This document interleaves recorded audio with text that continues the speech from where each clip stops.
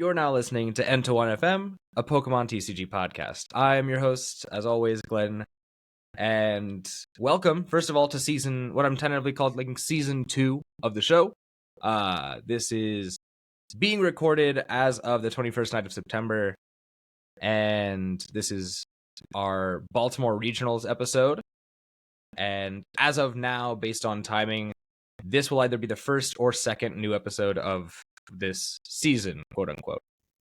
I'm joined today by our resident top scoring, top fragging Lugia gambling king, Shane McManus, who just pulled out a crazy top 32 in Baltimore with Lugia.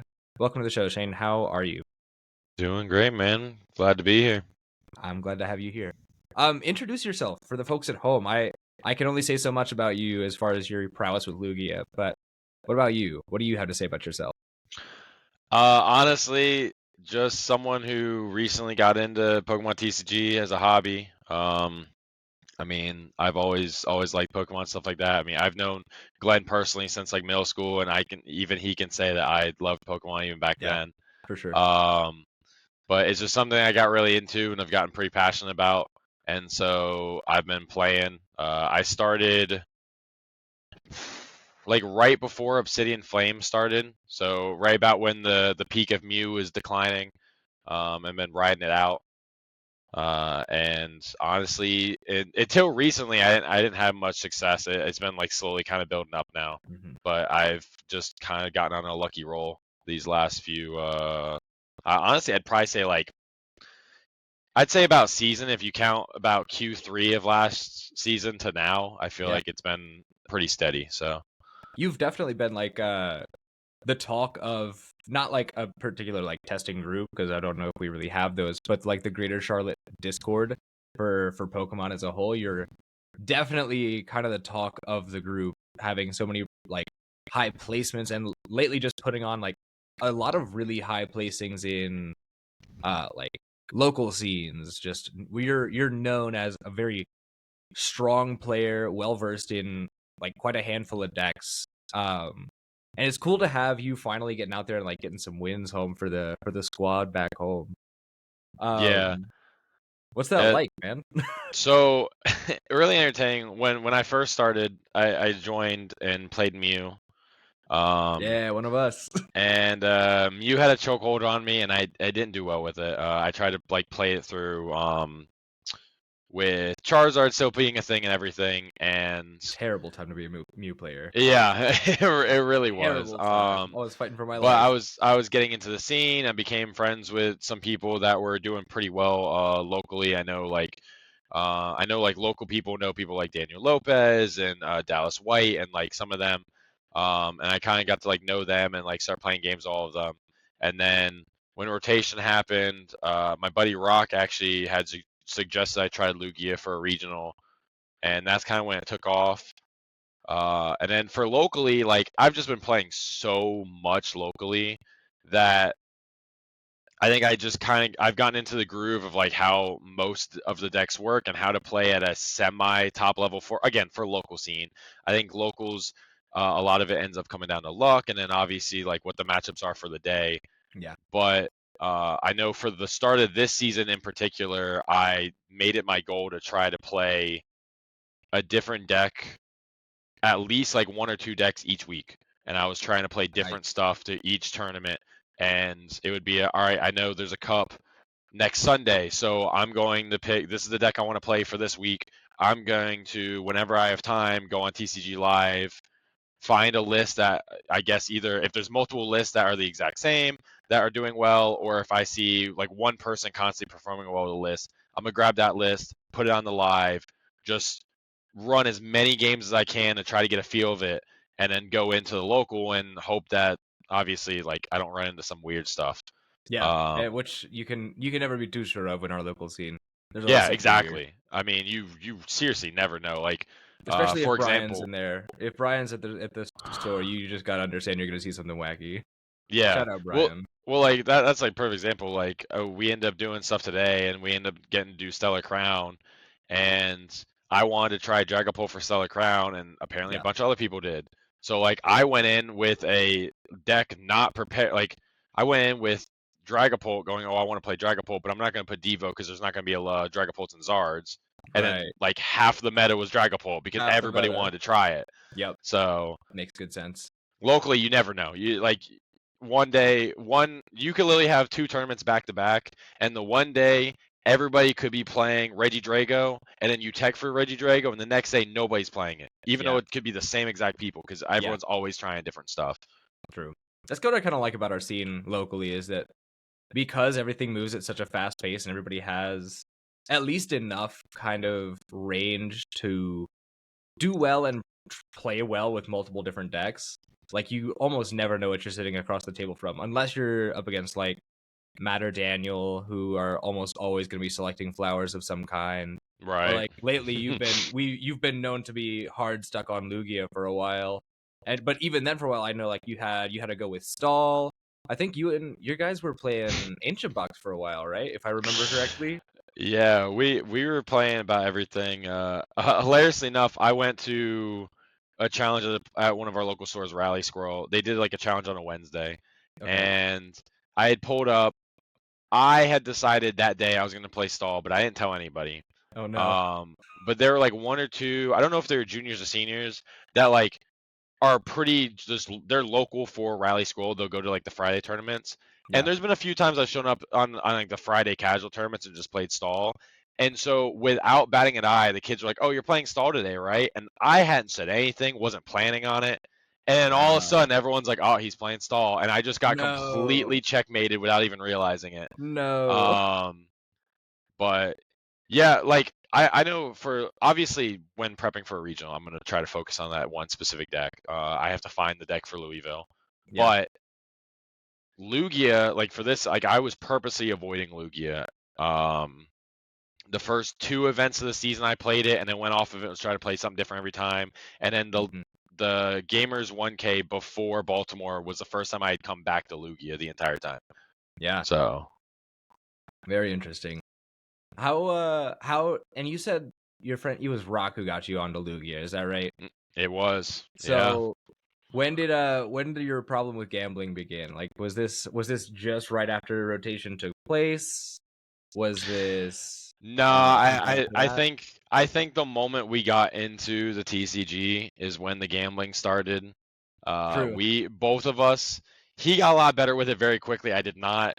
Yeah. We were very keen on the I'll pull the SAR. I'm just gonna buy packs.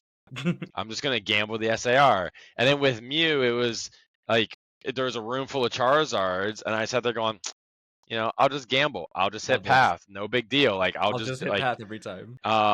and I didn't like Lugia because I got to play. Obviously, it wasn't the same as it was during Silver Tempest, but Right. I played Thank against some of God. like the single strike Lugias and stuff like that, and I just didn't like playing against it. I didn't like the deck.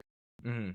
And once rotation happened, I had no idea what I was gonna play. Yeah. I really had no idea for the regional, and he said just try Lugia. He's like just try it.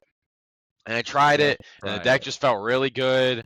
And then it also had that little bit of a gambling where it was like, well, hey, it became one of those decks where I realized if you never miss when gambling, you almost never lose.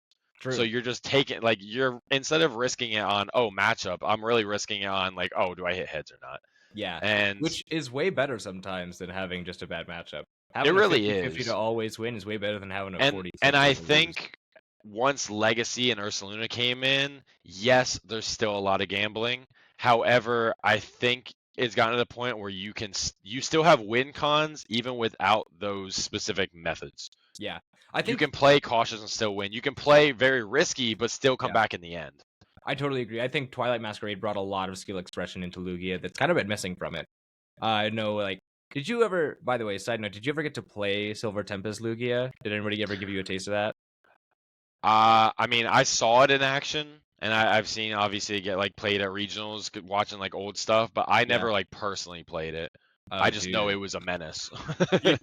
I think someday you and I should play a game of Silver Tempest format, and you should experience that for yourself because that is so different, wildly from what Lugia is today. It's crazy.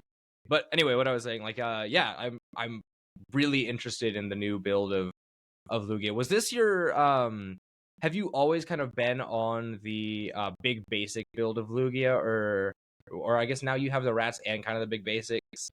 Were you ever in like any of the single strike builds? Did you ever try any of those other builds, or were just you mostly on the Chinchino build with I all the was other guys mostly still? on the Chinchino build. So when I started with Lugia, the thing that I liked most about it, which I had found that it's one of the things I found while playing a lot of decks, is I really like those decks where you obviously can still hit really hard, but you can force a single prize race. And Hmm. by doing that, you can get ahead in the end. Like I think Ancient Box is really good with that. And I like Ancient Box. I feel like some of the stuff that's kind of in the meta, especially new stuff that's coming out, is going to make Ancient Box kind of bad, Briar, Hmm. whatnot. Yeah, But the thing I like so much about Lugia was if you, and again, gambling and whatnot, but let's say you hit just right and you only have one Lugia on the field, yeah, you have the chance to get one Lugia on the field, which in the beginning, it doesn't hurt you. It's something big that normally doesn't get one shot and can swing for a lot of damage. But then afterwards, you have two chops and you have a bunch of rats on your field, and they take out the Lugia, they take two prizes. Now you have an entire field of one prizes that still swing and knock out almost everything on the field. yeah. That's true. Um, Which and is it's one of the really things I good. really liked, specifically for Baltimore. I'd have to double check all of the list, but when I was just casually looking through it, I think I was the only Lugia in top 64 at least that was running three rats. A Really. lot of people had kind of transitioned into the weird ear, and I mean, obviously you have like Raul, where Raul was playing the Raikou and the Squawk and all that stuff, Yeah, and when I was play testing specifically, the deer and like Iron Bundle just didn't feel good in the moment. yeah. And I gambling, I just said, you know what? Three rats.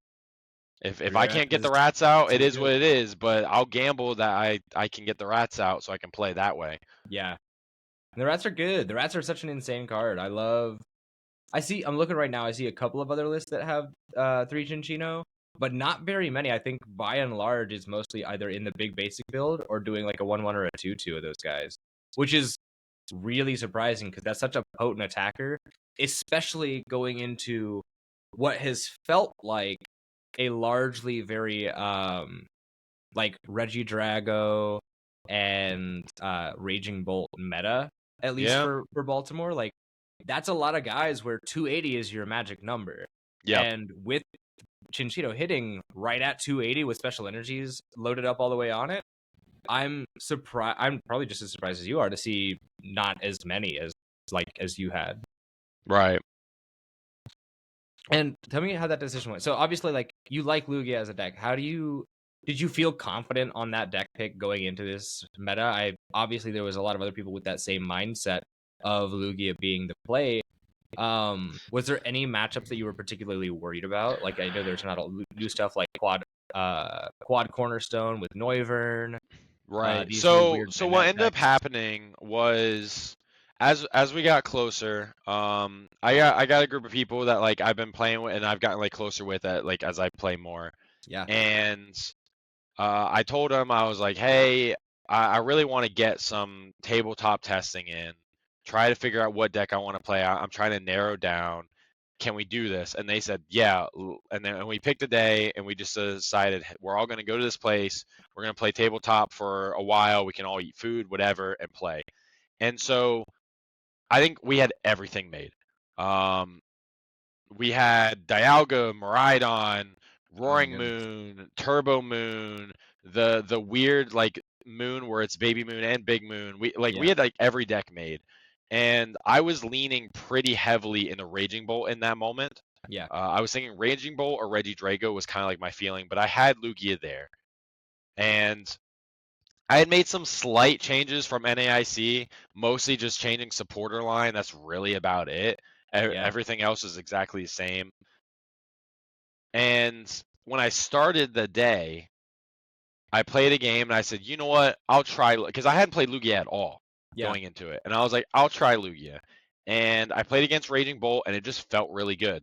Hmm. And I was like, it happens. You just get one game. I Yeah, played another game, felt really good. Played against Dialga, felt really and like it just every game I played, it felt good. And in that moment when I was doing testing, I had Weird Deer and Iron Bundle in there. I think I was running 2/2 line of the Yeah. rats.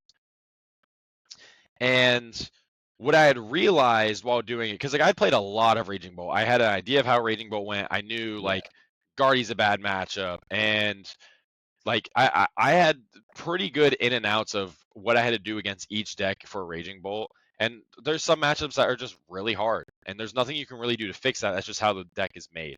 Yeah. And when I was playing Lugia, even when I played against those matchups, I had that realization of Lugia does the same exact thing as Raging Bolt. The difference is that you have this gambling factor. Yeah. But the You have a little bit gambling higher factor reward. can actually make or break the entire matchup. Yeah, So for like sure. Guardy, with Guardy as Raging Bolt, if you put down Squawkabilly, you automatically lose the game. Mhm. And on top of that, you have to play Baby Sandy Shocks, and you have to attack with it, especially if they put down Mimikyu. Yeah. And so you just got rid of your engine for getting a bunch of cards with Squawk. You're also now having an attack with a one prizer. Yeah. And so it makes the matchup weird. You can win it, but it makes it very weird. Whereas Lugia, it's like, all right, you got jamming tower. So if they try to blow you up with Drifloom, you can jamming tower, get a free kill. On Yeah. top of that, if you get the nuts, you can amp. And if you amp, you almost immediately always win against Guardy. Yeah. Amp is so good against that deck. And so stuff like that. Like I just each time I was playing a matchup, I was having the realizations of because of how Lugia works and the versatility of Lugia. Yes, I'm taking the risk that obviously you can brick 17 energy, stuff like that. Yeah. But I realized the gamble means I have a better matchup spread overall than if I Absolutely. just went in with Raging Bolt, because even though the lows can be pretty low, I can brick because I have 17 energy. Start, I don't know. Let's say I start Blood Moon Ursaluna 6 energy. Like I could do that, Yeah, and that's if a that terrible happens, hand. yeah, it's a horrible hand.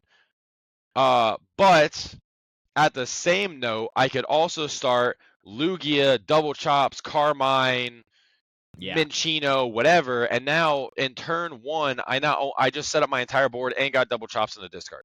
Yeah. So there are things like that where I realized even though there are chances of things going bad, which it's a card game, you always have chance to brick. There's no deck that is unable to just completely shit the bed. Yeah. There's just not one. So Even then I VMAX at its height, it was like still inconsistent sometimes. Oh yeah, there's nothing you can do. And so I just during that entire day, I just kind of realized I was like, man, I'm gonna have to play Lugia again. Like, I really want to stop playing this deck, but it just feels so good. Yeah. And I mean, even today, I was talking to my friend Brewster, and I was talking to Daniel Lopez, and they're joking with me about, hey, you played Lugia 3 regionals, well, I counting NIC as a regional, three Yeah. regionals in a row. You've done well all of them. You have to keep playing the deck. And I said, I don't want to play this deck. I want to find something new. But then as we talked about the current meta, I was like, man, this deck does sound it might be really good Be still. really That's good not right now. cool. And what's crazy is it's gonna stay that way too, because Raging Bolt looks like the play for Yeah. Louisville as well. Yeah, So exactly. you're kind of coasting if you stick on Lugia. Oh man, it's so rough, dude. My friend Brewster's trying to cook up some like wacky list. He was like, "You got to try this list out," like because he was like, "Well, Surely. if everyone's playing Area Zero, what if you put Area Zero and Lugia and like try to do some weird Ah, stuff?" It's not Area gonna work, Zero but it's funny. Lugia. I think it's cool that Lugia is also going to be such a problem for those Area Zero reliant decks too. Just being able to Yeah. discard the stadium and be like, all right, well now you have to get rid of your whole board. Well, and not even just that. Like you think of most of those decks, it's like, what are those decks gonna do to a Chinchino? Nothing. Yeah, right. And You then, either like have you to like said, you hit with Lugia. It's like, all right, well now you gotta get rid of everything. And get rid of all your guys. some of them, now to be fair, there might be some setups where it works because it's like, oh yeah, I got rid of your stadium. Now you get rid of all your two prize liabilities. Yeah, But if you got Iona, let's say you get Iona down to like 3, and then you get rid of the stadium, you have to choose whether you are willing to have Fez still on the field to get knocked yeah, out, or if you want to get rid of it. But if you get rid of it, you could have no card draw. So it'll make some interesting interactions for sure. absolutely. Which is all more and more into that versatility you're talking about with Lugia, because it does have an answer for everything. Like everything that like can be a problem for it. Even having an answer for Thorns in Flutter main. Yep. And having something like that, like that's to somebody who's never really played the deck, like to me, I'm like, that's a little ridiculous. Obviously not too ridiculous because every Lugia player seems to agree that's correct to do. But like Iron Thorns isn't a deck, but Lugia has the room and has the versatility to play that. And even to the point where a deck that seems pretty inconsistent, you're able to go down and have this really interesting supporter line, which I'm definitely curious to hear what your thoughts about it. Your 2 research, 1 Carmine. I've got your list pulled up right now, Yep. and that's just that to me as it just seems absolutely bonkers. Because when I first saw Lugia, we had way more discard outs, right? We had Quick Ball to discard 1. We had Aurora Right. Energy to discard 1. We had Evolution Incense, so we didn't have to worry about using Great Ball. Yeah. Card. Like, or flipping heads on Mesagoza. So Yeah. how did that 2 research 1 Carmine like line go for you? Like, would you add or subtract to that? Like, do you feel that that's a really comfortable line, or So I think the line's very comfortable. yeah, And I think that's because of the fact of I've played this, like, honestly, if you look at my Orlando list, NIC list, and this list, there's Yeah. very few cards that have been changed, and I Mhm. think the cards that have been changed are specifically those supporters, because I know NAIC I was more Carmine heavy, Yeah. and then I decided to go to research because I saw everybody going to research, and I get it, I Research good understand. card. But when I was looking at it, I was trying to play as I want the rats. Because I have the rats, I don't have to do as many double turbos. Because I don't have to do as many double turbos, I'm able to kind of like change up my energy a bit. Mhm. And so space was decent. Like I said, I wanted like the jamming and Meza because I think Meza is just consistency even So when good. you flip tails 80% of the time. Um, Yeah. I wanted the nest ball just because you have hands and bear and all that stuff. Yeah. The supporter line specifically. So what I realized when doing a lot of testing is 3 boss is comfortable. Yeah. You don't need 3 boss, but when you're playing with a deck that you are trying to get rid of cards, you might have to research, you might have to Carmine. It's okay. Like I felt 3 was a comfortable number Yeah. for I guess that does specifically make sense. bosses. Yeah, I haven't thought about how like sometimes you do gotta get rid of your gust options. Especially because I wasn't running bundle. Yeah. Because a lot of people were running bundle and a little less boss, even if they were going like heavier on the research. Mhm. I felt like that was good, especially because I was a big fan of double Luminion. I'm still a big fan of it. Oh yeah, I I think Two think Fish is absolutely correct. I think Two Fish is great. I at Baltimore and honestly most of the time I've played, I've always ran the games where like I've had to use Two Fish or like Starfish had to use one, and even then like I can still win those games. Like they're Yeah. still winnable with the two, and especially with Aqua Turn, so you can put another one back. And so I think that's really nice. Yeah. The 2 Ionos, again, Iono is mostly there for hand disrupt late game or when Yep. you're just really in trouble. So I didn't think those numbers are too important. I added Jacques late. I did not feel Really? like Jacques was anything. I had played Jacques before. Yeah. Jacques and Serena, I'd played both of those before. Serena felt useless to me because what I was running into, especially as we got more and more turbo, was yes, Serena's great for getting rid of 2 chops or whatever, Yeah. but you didn't get a lot of card draw off of it, and you No. didn't discard your entire hand either. Yeah. And so I reached the point of if I can get very comfortable with how I'm holding my energy and what I'm doing, there's no point in me playing Serena instead of Research. Yeah. No, I agree. And also with so many Vs phasing out of the meta, you're not gusting with it either. Yeah, You're never using it. yeah. I mean, like you have Drago, whatever. Like you'll Sure. have ways around it. Most of the time, the one that you want to hit is going to be the active because you don't want them taking anything out. Right. So again, I was heavy on the Carmine before because I've always been a big believer of Carmine. Because Carmine regardless good. of what anybody says, the amount of times I've hit turn 1 Carmine is a lot higher than probably you're supposed to hit. Yeah, especially with But one deck.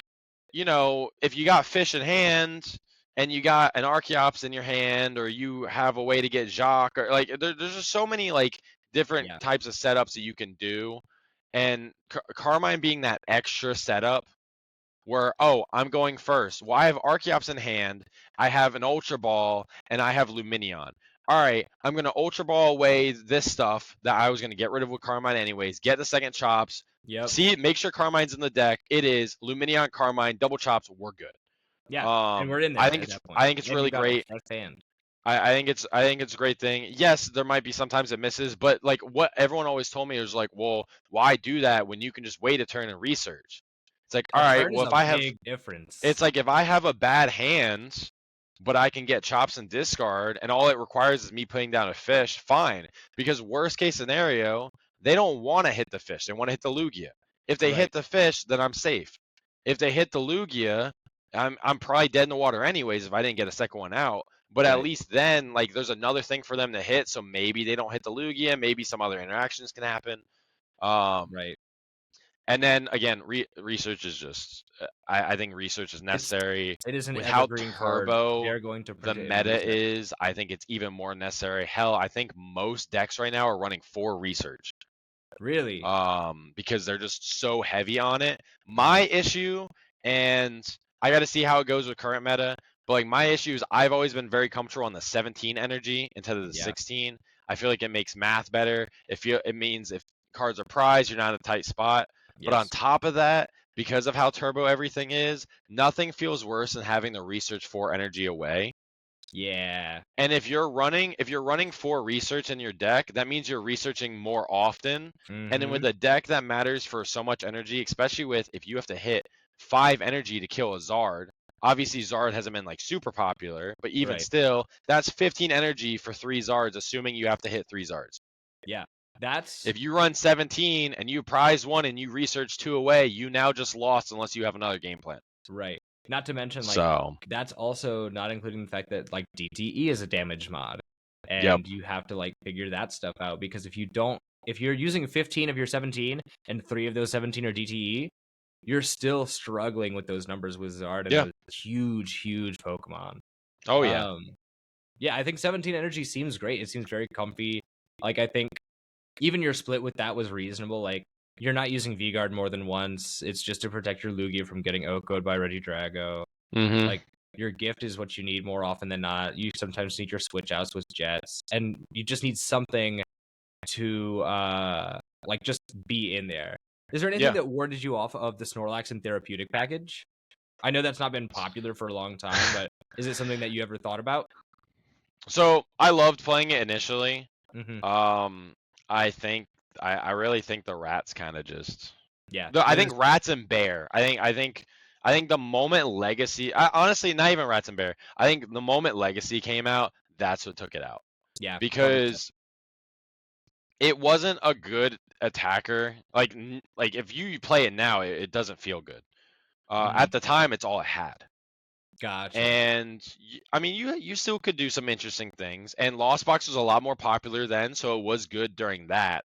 Yeah. But the moment I think what happened with Lugia and what's happening still, especially because like I was saying, my friend's trying to cook up like that Area Zero, like it's Yeah. probably going to be a complete pile. But he's making a good point of the meta's constantly changing with how we're doing stuff, and like you got Legacy. Now you just open up you opened up like 3 or 4 new options for attackers. Yes. Like That's Raul true. has Raikou. You have hands. Everyone's been playing hands. You have Ogerpon that people Mhm. sometimes play or don't play. People were attacking, not that they want to, but people were attacking with Iron Bundle. So like Yeah. the Legacy made it where like you didn't need Snorlax because there were other Yeah. attackers you could have. And you can even you can attack with fish now too, the same way we were doing Yep, back in Silver you can Tempest. hit with fish. And then the whole thing with like Area Zero now is like, all right, so look at Raul's list. He was running 16 energy. He had the electric. He had the earthen because he was doing Raikou plays. Right. Whether he was planning this or not, that list is even better now because if you're playing against an Area Zero deck, Raikou hits even harder. Yeah, you just load up your bench. And yeah, you can load your bench up, and they're loading their bench up. On top of that, now we have Tropicos that can be an attacker. That's Now, right. if you run if you're playing against Area Zero, or if you're crazy and you're playing Area Zero and Lugia, you can now use that Ogerpon, and that Ogerpon's you can bring it back. Because like Yeah. there was a moment I remember locally when I was playing Lugia, there was a while where like because they knew about Ogerpon, people would put Manaphy down against me. I never played Ogerpon. I didn't like it. Mhm. But because people knew about it, they were scared of it, so they were immediately putting down Manaphy against me, whether they knew I had it or not. Yeah. And that's going to come back because some people are going to go, oh, Area 0? Well, yeah, if I put Ogerpon in my deck, I have an Area 0 Pokemon that I can use. Yeah, exactly. I don't think Snorlax will come back. No, It was probably not. cool. I liked it. Therapeutic was always funny, but Yeah, I'm sure it's probably not coming back anytime soon. I was just curious. I had never followed Lugia that closely as a deck, so I was interested to see how that thought process went. I think, like you're saying, a lot of between Legacy, Blood Moon, and honestly just those two cards have shaken up so much for the deck. I love that we have a Rainbow Energy that's not terrible again. True. Yep, true. That is what this deck has been missing for a long time. Oh yeah. But moving slightly away from overall deck choice, but only ever so slightly, I'm curious. So, as a result, clearly you've gained quite a bit of a liking for Lugia. Is there any other Pokemon, anything like that, any Pokemon, any combination of Pokemon that you've taken a liking to as a result of your experience with, like, whether it's like a video game, a VGC, or like TCG? Is there anything that you've gotten like a weird like liking for that you experience of your game? I mean, I gotta say the rats. That's the first one. I always thought the rats were funny because in VGC you could always do all the skill link shenanigans. Yeah. And they weren't too popular, but then like I come to this game, it's like, oh yeah, the rats basically do the same thing but with energy instead of their ability. The rats for sure. I would say I have a love-hate relationship with Iron Hands. Yeah. As a Lugia player, I hated it. As a Lugia player, I also love it because it's a great card. Yes. It kind of that love-hate relationship. And then I'd have to say Cram for sure. I can see that. I'm just a big because Cram fan. I liked Lost Box for a while. I mean, I still like it. I just don't think it's like as good right now. No. And then just a goofy little bird, man. He's so silly. He's so silly. Silly little bird in game. He's got Gulp Missile. He's got Spit Innocently in the card game. Like he's just a goofy little guy. Yeah. I like his movesets in Unite are also like a lot of fun. Have you ever played Unite at all? Yeah, they are actually. Yeah, I wasn't even thinking about that. I've also thought highly, by the way, and this is totally unrelated, but I've really been thinking for a while we need to get a group together and just run a team comp in Unite that is just the old school Lost Box with Cram, Sableye, Comfy, Dragonite, and oh god, who was the last one? I forget who the last one was. That would. But I was like, that'd be kind of heat. I don't know. I don't know what the Unite meta is right now, but Greninja. there was a moment where that would hit. Like there was a moment that would have been a really good team comp. I just think it's silly. It'd be fun to try. But that's cool though. It's cool to get some insight to see. Like, I always like hearing people's stories with something that's like become more their favorite and why that is. Right. Because like you get a favorite Pokemon for all kinds of goofy reasons. Like, of course, yeah. For instance, like I'm so aware that like Chikorita and the Meganium line is objectively the worst set of starters. But they were my first starters when I played through Soul Silver, so I can't be mad at them. You know what I mean? Oh yeah, 100%. No, yeah, I definitely get that for sure. Awesome. Going back to more the interpersonal side of your Baltimore experience. Those were a grueling 2 days, I'm sure. You went you went 10-3-0, is that correct? Yeah. Yeah. That's an insane record. Just outright. Yeah, no. That's how you got 25th place, man. Like that's again, congratulations. Because that was something. That's still such an insane number to me. Like because I'm currently in a spot in my relationship with the game where my next step is to day 2 a regional, and then like from there I want a 32, like top 32, and there's probably a huge gap in between that.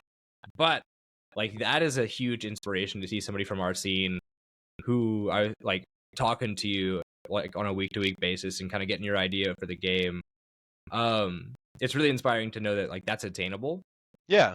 But I'm curious to know, like, what did those 10, 13 rounds look like for you? Were there any like really scary moments? Any that you were like, oh, this is super easy? Any crazy Yeah, moments? so I'll say this. This is my 5th regional, counting Yeah, NAIC as a regional. sure. This was the first one that I did not start 01 or 02. Okay.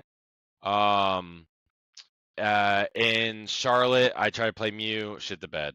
Yeah. Knoxville, I tried to play Sablezard, did a little better, but it was hard. Yeah. Um, I'm trying to remember if it was Orlando or NAIC. I mean, it's starting to get to the point where it all kind of fogs together. One of them, I went 0-2 and then had to just win out. I think it was NAIC, honestly. And then Orlando, I think it was like 0-1. I won a game, then lost a game, and then again had to win out. And those, it was really weird for those because I got like I got really discouraged early. Yeah. But more like less discouraged about like, oh, I'm not gonna day 2, but more like just upset with myself. I felt like I didn't play right. Like even if I played it perfectly, like I was just angry about how the games went, and I Yeah. was more upset about myself because it was like, oh, I want to do better. Mhm. And but then afterwards, once it was at the 0-2, like something clicked in my brain where it's like this is all that's left. Even though it's the whole like you have everything to lose, in my brain I was like I got nothing left to lose. Just go. Mhm. So I went in, and also I think it was Charlotte that I had to play Sawyer Melbourne round 1, and Brutal. so like I was sitting there and I was like, dude, I don't want to play a top or like quote unquote top player to start. Like I don't want to do stuff like that. Like Yeah. I know the one thing I know about TCG is like I played Smash before this, Okay. and when you play a top player in like a fighting game, most of the time you're getting trounced. Yeah. Like just Absolutely. because a top player in fighting games, like obviously there's a skill level and everything, Mhm. but like it's mostly skill, Yeah. right? Like Absolutely. there's not luck, there's not randomness, there's not all this there's not these other variables. And so with TCG, like I would get psyched out in the beginning with the whole like, oh my god, like let's say I have to play Azul, right? It's like, oh crud, I gotta play Azul, he's so good, there's no way I'm gonna win. It's like, well, Azul could brick 2 games in a row, True. and you got it because he bricked, and that had nothing to do with how the game went. He just got unlucky. Yeah. Whereas like in Smash, like I'll do melee. Most people know like melee. If you get told I'm playing Hungry Box or Mango, you're sitting there going, well, I hope I've been practicing enough because otherwise this guy's about to destroy me and Yeah. I'm gonna be Absolutely. upset. Every But with time. the card game, because there's so much variety, like you have chances where you can surpass that. You can get past those limits. Yeah. Um, so first It's a in lot person mental I too, I'm hit, sure. huh? I'm sure it's like largely mental too, right? I mean, yeah, 100%. I just think like at least because of the card game, because there's that variety, you always have the chance. You know, True. it's not, hey, I'm playing number 1 in the world, I'm screwed. It's like I'm playing number 1 in the world. They might outplay me, and they're gonna do something that I never expected a day in my life. But because it's a card game, they might brick, and I might win, True. and that's huge. Um, but I played Nico Alabas round 1. And I mean, he's got like a whole limitless page. Like he's got Yeah. plenty of stuff on there. And I was sitting there, and I remember just like I looked up like every name. You're not supposed to. Like everyone says, don't look it up. You're gonna psych yourself. Whatever. I look it up anyways. Yeah. And I was sitting there. I was like, man, I'm like, this is how we're starting. Yeah. And he flipped over Raging Bolt, Really? and I was like, all right, Raging That's Bolt. curious. And so, because he flipped that over, I was like, all right, we play the game. And I just did Lugia things, the Raging Bolt. And it was just Yeah. a really quick game through. And I was like, all right, cool. GG, I guess. Yeah, right. I was like, I mean, I'll take it. Yeah. And so I was like, that's weird. I've never started with a win. This is weird. And Yeah. then I played the next two, and I am really blanking on what the next two matchups were because Sure. it's just all went. It's It's 13 gone. rounds. I think it's Yeah, fine to have some those limbo two are blank. gone to me at this point. I feel really bad, but they're just gone. Like if I got to see a thing that said what the matchup was, I bet you the moment I saw it, I could remember the matches. But like, Shout out to Shane's round 2 and round 3 opponents. You yeah, guys got shout out Nolan and Matt, man. The Matt Chung, I think, was like one of the top players in terms of points going into Baltimore. really. Yeah, I think he had max locals. But I ended up winning those 2 games, and then my round 4 was Guardy. Guardy is not a good matchup. No, it's not. Um, I have everything I could possibly have for it to be a good matchup. You got the hands, you have the legacy. I mean, Fluttermane can do work, True. and then jamming tower, and it really just ended up. It just came down to hands. It really did. I think at game 3 I was finally able to get the hands plays, and that's what got me there. Yeah. So I was 4-0, and it was really weird because like I wasn't really on a high about it. It was more of like I didn't like it hadn't hit me yet. Yeah. And I was just obviously very terrified that it wasn't 6-2-1, it was 7-2. And so Yeah. I was very terrified. And then I hit Rowan Stavenol. Oof. And he's playing Reggie Drago. I, going into this, didn't think Reggie Drago was a bad matchup. I actually thought it was a pretty decent matchup. Obviously, Reggie Drago can do some stuff, but Right. I felt like there's a lot of outs I had. There was some breaking that happened, but overall, he trounced me. And I mean, the dude had an amazing run at Baltimore. I mean, he top He got eighted, 7th.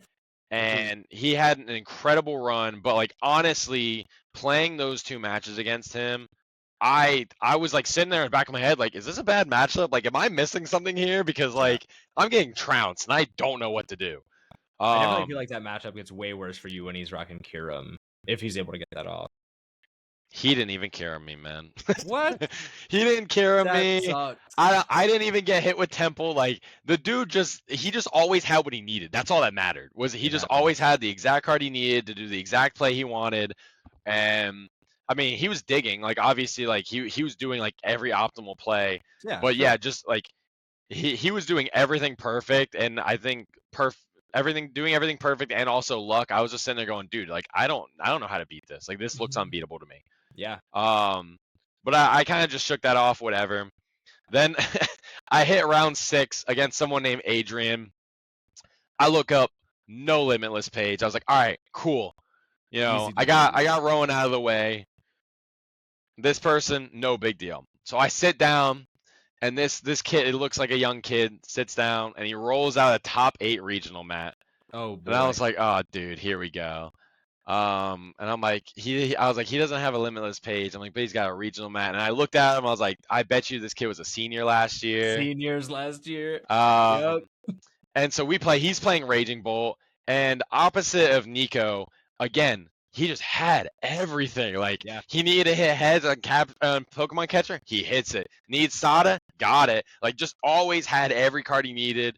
And I was playing from behind. Like those first 4 rounds, Lugia was cooking. Like I had everything I wanted. I was able to get my chops and discard. Like everything felt good. And then Rowan and Adrian, the deck was starting to brick. Yeah. And so I was like, oh man, like I was running too hot. I got too close to the sun. Like this isn't good. Yeah. And I like hilariously enough, he got deck checked, or we both got deck checked. And they came back and they told him like all his sleeves were bad, but they told him that none of them were bad enough to say they were marked. They just said all of them were bad. Oh. And so they let him play, because that was after game 1. They let him play the rest of it, and then told him he had to resleeve afterwards. Crazy. And he just waxed me game 2. Didn't even matter. Dang. Did not even matter. I was so mad. And I was like, man, why couldn't he had marked cards? Like that would have been so good for me, because there's no way I was winning with how high he was playing. Like he was playing incredible. And he ended up telling me he ended up burning out. Like it just burned out. But so then I went from 4-0 to 4-2, and my mental was shot. Yeah. On top of that, when I was playing Rowan and Adrian, like I don't know why, like I never felt it before, but I had felt burnt out during their games, and like I had never experienced that before. Normally I'm good like everything, and so I remember like I just I just got away from everybody. I was like, I gotta stay away from everybody. Like I put on some like emo music. I was like, I need to like try to reset mental and get as focused as I can. This is like I'm not trying to screw this up. Like I was doing so well, I can't mess this up now. Yeah. And so I hit my round 7, and he's Zard. And game 1 I brick. No. And so I just get trounced game 1. And I'm sitting there and I am just distraught in my head. Like, I'm like, there's no way this is how I'm going out. I can't believe this. We go game 2, and I have Fluttermane inactive. Again, bricked. But he quick searches with Fluttermane inactive. And I was trying to figure out like what I was gonna do next and like looking at my cards. And so he said it and I wasn't able to stop him before he grabbed his cards and looked at his deck. Oh no. And so he did that. I was up already. Like I was already up prizes and stuff, even though I didn't have like the best start. And so I was like, listen, I'm like, we got to call Judge, just see what happens.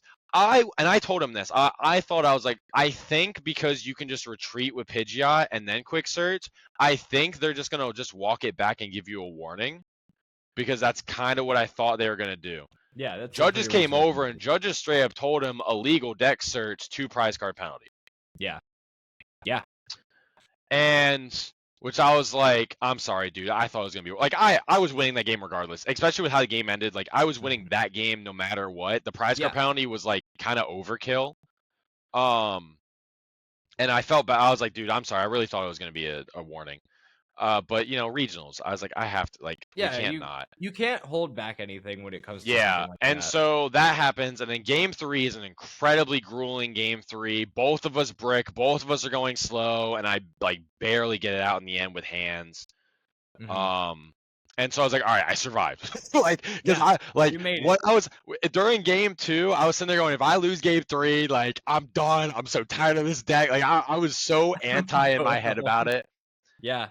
So then I hit Kian Amani. Yeah. Another big name.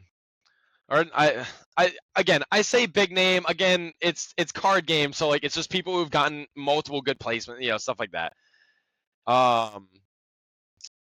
And so which dude, I wish I could remember who it was. It might have been Michael Mio. Now that I say that, I think I'm remembering. I think it was Michael Mio who was the guy playing Guardy, but it's someone I mulliganed against in the early rounds. And I was like, man, I didn't want to show my secret sauce. I think it was the Guardy, and the guy literally looks at me and he goes, "Yeah, I looked you up. I thought you were a Lugia player because of your Limitless page." Oh my god. And like that messed with me because I was like, what do you mean you looked me up? I was like, people are looking me up now. Like, what's happening here? That's scary. Yeah. But you know, I was doing it to everybody, so like I get it. Right. But like it was a weird feeling to like realize, holy crap, like people actually look me up. Like it's weird. You are like getting looked up. I'm sure. Like. Yeah. Right. And dude, I'm sure it's gonna be way worse than now. Oh, dude, yeah. You're on a watch list now, it's dude. Scary now. I'm But gonna be watching you. You're gonna get pulled up on the stream. You're like just the. Hey, if I get my stream shirt, that's all I care about. I can get watched on stream as long as I get the shirt. Yeah, true. But I hit Kian, and he was playing Reggie Drago. Don't remember a ton of specifics about the entire game, but I do remember is we went to time and turns. Yeah. Both of us are 6'2". Or not 6'2", sorry. Both of us are 5'2" going into this. Yeah. So this is your. And I wasn't even thinking about this. I had a V-Guard on my Lugia VSTAR. So what ended up happening, because he was turn 3, what ended up happening was he could even the prizes and make us both have 1 prize each. And it would be even tie. Yeah. But he could not end the game. Because of the V-Guard, I was safe from Kiram ending the game. Yeah.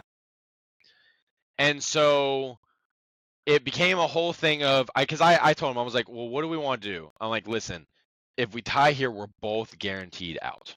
Yeah. I'm like, so gotta figure something out here. All right. Right. I was like, and I told him, I'm like, I'm leaving it up to you. Because I said, I was like, you were the final attack.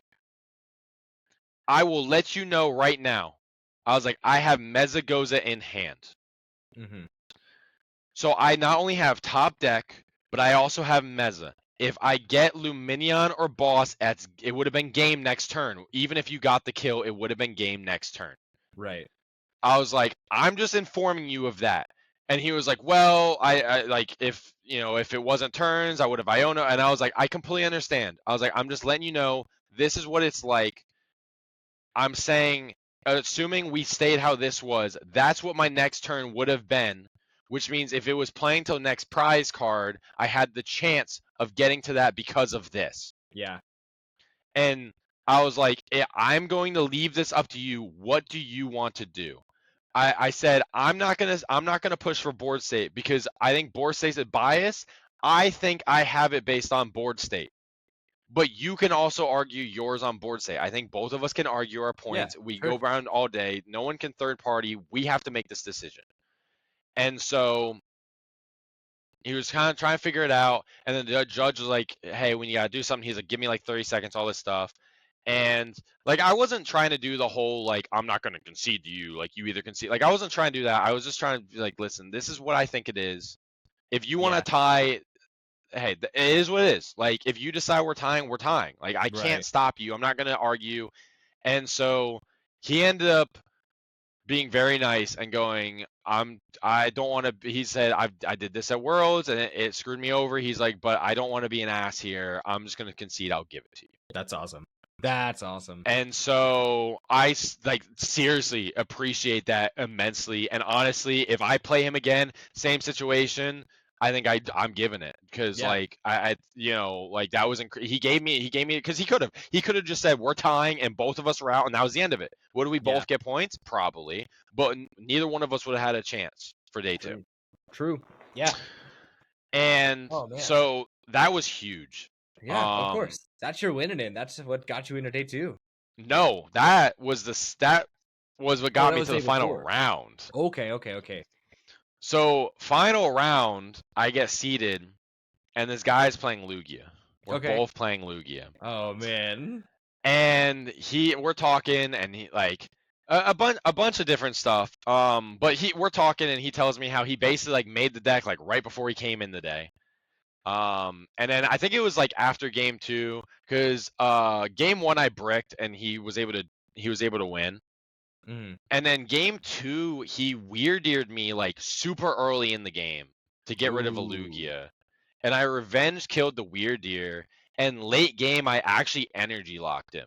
Wow. Because I think he was only running 16 energy. He used a bunch of energy on the weird deer to kill. Yeah. So I just purposely went, fine. One of my win cons here is going to force you out of energy and then just kill you. Yeah. And I just energy locked him.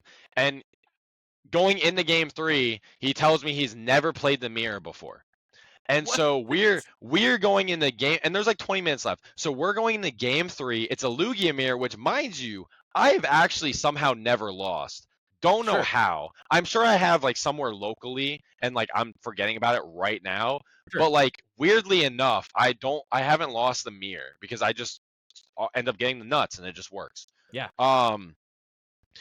So I'm sitting here going, this is literally my winning in. I'm playing the mirror. This guy basically told me he barely plays this deck and has never played the mirror. If I lose this guy, I'm gonna be like I like going through my head going crazy.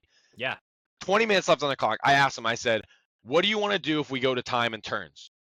What gentlemen's are we gonna do? He's like, oh, we're not gonna do it. We're just gonna play fast. I was like, all right.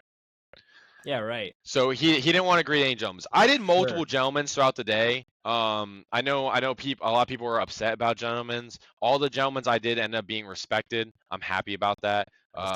Without knowing it, most of the gentlemen's ended up benefiting me in the end, but they were normally made before we got to those points. So I felt good about that.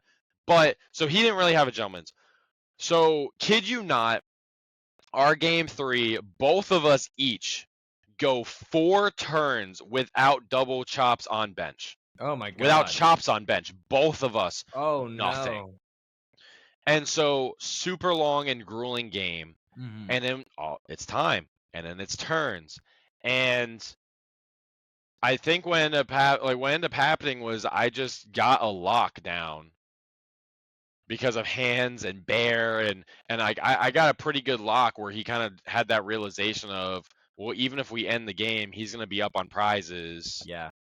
And I think what ended up happening was like I top decked like the one card to let me just auto win. Yeah. But it was one of the things like I had gotten the lock anyways, and it like just probably one of the most stressful games I played, honestly. Yeah, I believe it. And hilariously enough, at the 1K at Gamers, I had played against Adam Reinhardt, which like anyone locally really knows him, and he put me through like the most grueling top best of 3 match I had gotten in before playing this guy. So Yeah. like I was sitting there, I was like, I didn't think anyone was gonna stress me out more than Adam. Like this is crazy. Like And I was yet, freaking out. this Um, guy did. yeah, a guy who apparently just picked up Lugia and has Ridiculous. never played the mirror before, and he had me sweating because it's your day 2. Yup. Um, and so barely got it. I was incredibly excited. I don't know how many people have heard about the story about Sammy when he day 2'd. But he had like screamed and like all this stuff and like Yeah, when that's he right. got it. Yeah. And it in the moment I felt pretty embarrassed about how he acted and everything. But when he won that game in my Dude, head, that's all I wanted to I do. get it. Like I was, because like in the moment when it happened with Sammy, like again day 2, huge, right? But he got it off a tie, so like that's why it was like really weird because it was like, dude, you're crazy excited you just tied. Where this one, like I fought, and so When like you're in the seat like that, dude, I wanted to it like go means the crazy. world. I tried to hold it back the best I could. But yeah, that dude, day 1 was insane, and it was an absolute roller coaster for me. Yeah. And Sounds then like it. going into day 2, and I think I've always had this mentality because as cool as it would be to get in a world, and I think obviously this year I have the best chance, especially considering this placement. Yeah, your placement's great. Um, I've never expected to get past day 2. Like it's not something like I expect because I understand how difficult it can be, and there's so much Right. luck involved with it. So normally once I go into day 2, it's like I made day 2. I don't care. Like I'm just here to play. What I've made happens my goal. happens. I'm ready to go. And in IC, I'm pretty sure I lost like 2 or 3 games, and so I was no longer in the money, and so I literally dropped out to go to the Pokemon Center. Like I didn't even finish the matches. I was Yeah. like, who cares? Like I got my Right. points. I'm done. Um, but so we start again early morning, and I told everybody, I said if I day 2, I'll go full Lugia merch. So I had my Lugia shirt on, I had the mat, and so I'll sit down and I roll it, and everyone's like, oh, I wonder what he's playing. Yeah, I guess what I'm Um, playing. and so the first guy I played, Brandon Gilbert. Um, he's like, man, dude. He's like, I really hope you're psyching me out right now. I was like, oh, why? And the first game we start, he flips over Cornerstone Ogrepon, and I Oh was like, no. oh yeah, you don't want to be playing me, and I'm the triple rat, and so it was just. I literally went Lugia. It was really funny. Game 1, I went Lugia, got my double rats out, Yeah. and got set up. And at a certain point, he like at a certain point he like bossed something. Yeah. Because he was playing the stall, like specifically stall, not like Noiback control, but stall. Yeah. And he bossed something up, and I did a deck search, and I saw that I had not only bosses in deck, but also 4 jets. Oh. And I had already taken 2 prize cards because of the Cornerstone Ogrepon. Yeah. And I was like, okay. And so we went draw pass, draw pass, draw pass. And he goes, at one point, he goes, you got 4 jet in there, don't you? And I'm like, I might. And he goes, if you primal turbo and show me you have the 4 jet in there, I'm conceding game 1 because I can't win. And like, so the next turn I just passed because I was like, I don't know. And then he goes, no man, I'm serious. And so the next turn I primal turbo and show him 4 jet. He goes, all right, in game 2. And then game two it happens again. But like it wasn't the passing. I just Yeah. I was able to boss up kill Rotom before he was able to because he was trying to do full Snorlax, but he Yeah. had to get the Rotom get started, and I Mhm. bossed it a turn before he was able to penny it up. And then Ooh. after he did that, I literally went Primal Turbo and I said, "Hey, there's 4 jets in here." And he goes, "You know what? Yeah, Good man, you lord. got it." And he told me, he was like, "Yeah, I purposely teched it out against Ancient Box." Okay, that makes He sense. said, "I figured Ancient Box was like it was gonna happen more likely, therefore I didn't tech for Lugia because Ancient Right. Box is more prevalent." And he told me, he said, "I was 3-0 against Ancient Box yesterday." He's like, "It just happens I hit Lugia now." Yep. And That's so how it I was goes like, "Hey sometimes. man, fair enough." Um, so I was like, "Hey, that's sick." I knew I had to go 3-1 for top 32. Yeah. Didn't know if it was like guaranteed. I just knew that's what I had to do. And Yeah. so next thing was Michael Bio, and I remember looking him up, and like I was standing around people. I was like, "Hey, you guys recognize this name?" And they're like, no. And I was like, I don't know why. This name's like so familiar to me. And so I sit down and he recognized it. He's like, I think we've played each other before. And he's like, did we play NAIC? And I was like, you know what? We probably did. And he goes, yeah, you're the Lugia who like double bricked on me. And I just had to like watch So and had to, embarrassing. and so I was like, yep, I think that's what happened to me. And he's like, yeah. And like, it was crazy because Dang. he remembered like what happened during the games. That's how bad I had bricked against him in those Oh 2 games. no. Because it was day 1 NAIC when that happened. Yeah. And so I was like, hey man, maybe I'm a little luckier this time. And so we play. He's playing Turbo Zard, so no Yeah. Pidgeot. He's This playing is a Squawk. crazy list I'm looking at. 4 or 5. Oh, his list is sick. It was so cool. I do like this list. But game one's pretty close, and I had a Mezagoza for fish, and if I Ooh. hit Mezagoza, I fish for boss win. Otherwise, I didn't have it. But that was my only win con, so I went for it, missed Meza, said okay, whatever. Game 2. Yeah. So we start game 2. I got an opening hand. I don't remember jack all about what Pokemon I led with, anything like that. All I remember was I had an Archeops and a Lugia VSTAR in my opening hand and Carmine. Oh man. So I draw for turn, no ball search. I go, it's just one Lugia VSTAR. I've gotten rid of more before. So I Carmine. No. I get my board set up. Next, like he gets his stuff set up. Next turn, I go for ball search. And I'm searching, and I go, I don't see a Lugia VSTAR in here. Oh no. And I go back into my discard. Because I had no ball search. I had no way of knowing. I went back in my discard and I go, there's only one in there. And he notices and he goes, please don't tell me that happened. And so I like spread out my deck in front of him. I go, you find me the Lugia VSTAR and we could keep playing. And he's like, it's not there. And I said, yeah, it's in the prizes. Turns out I had gotten double chops out and got rid of one Lugia VSTAR when I had double chops and double Lugia VSTAR prized. Ooh. And so I just went, hey man, I'm glad we had a good first game. Just gave it to him because, like, what am I supposed to do? Dude, I can't play the game without Lugia VSTAR, especially against Charizard. Michael Bio is your number one up, watching you just flounder with Lugia. He told me, he was like, maybe we should stop playing each other. He's like, unless we're in finals. He's like, I'm okay with you bricking in finals. I'm like, well, obviously. Dude, that's just a cursed matchup. Number 1. But yeah, I was like, listen, man, there's nothing I can do. It was funny too, because like I was telling him as we were playing, I was like, yeah, man, like I feel like when we played at NAIC, it was a good matchup. But every Charizard I played at NAIC, I bricked against. Yeah. And then now I think it's a better matchup for Charizard. I was like, but I brick anyway, so who cares? Yeah, you know, like it is what it is. Yeah.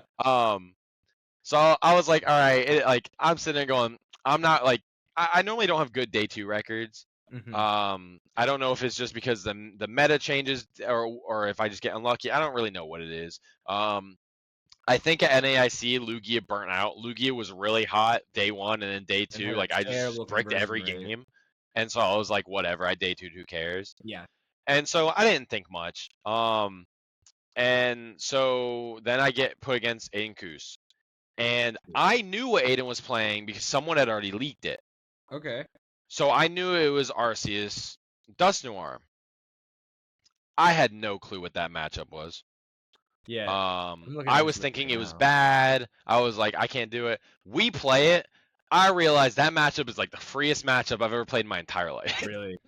Wow. Because he Dusknoirs, I hands. He Dusknoirs, I bear. Like it does not matter. Yeah. Like I always just kill stuff and like so it was a very sad 2 games where like whether he got set up or not, I just always just came back with bear or hands after he Dusknoired something. Yep. And you know it sucks. I felt bad because obviously like that ends his top 32, but like at the same time, hey, you know.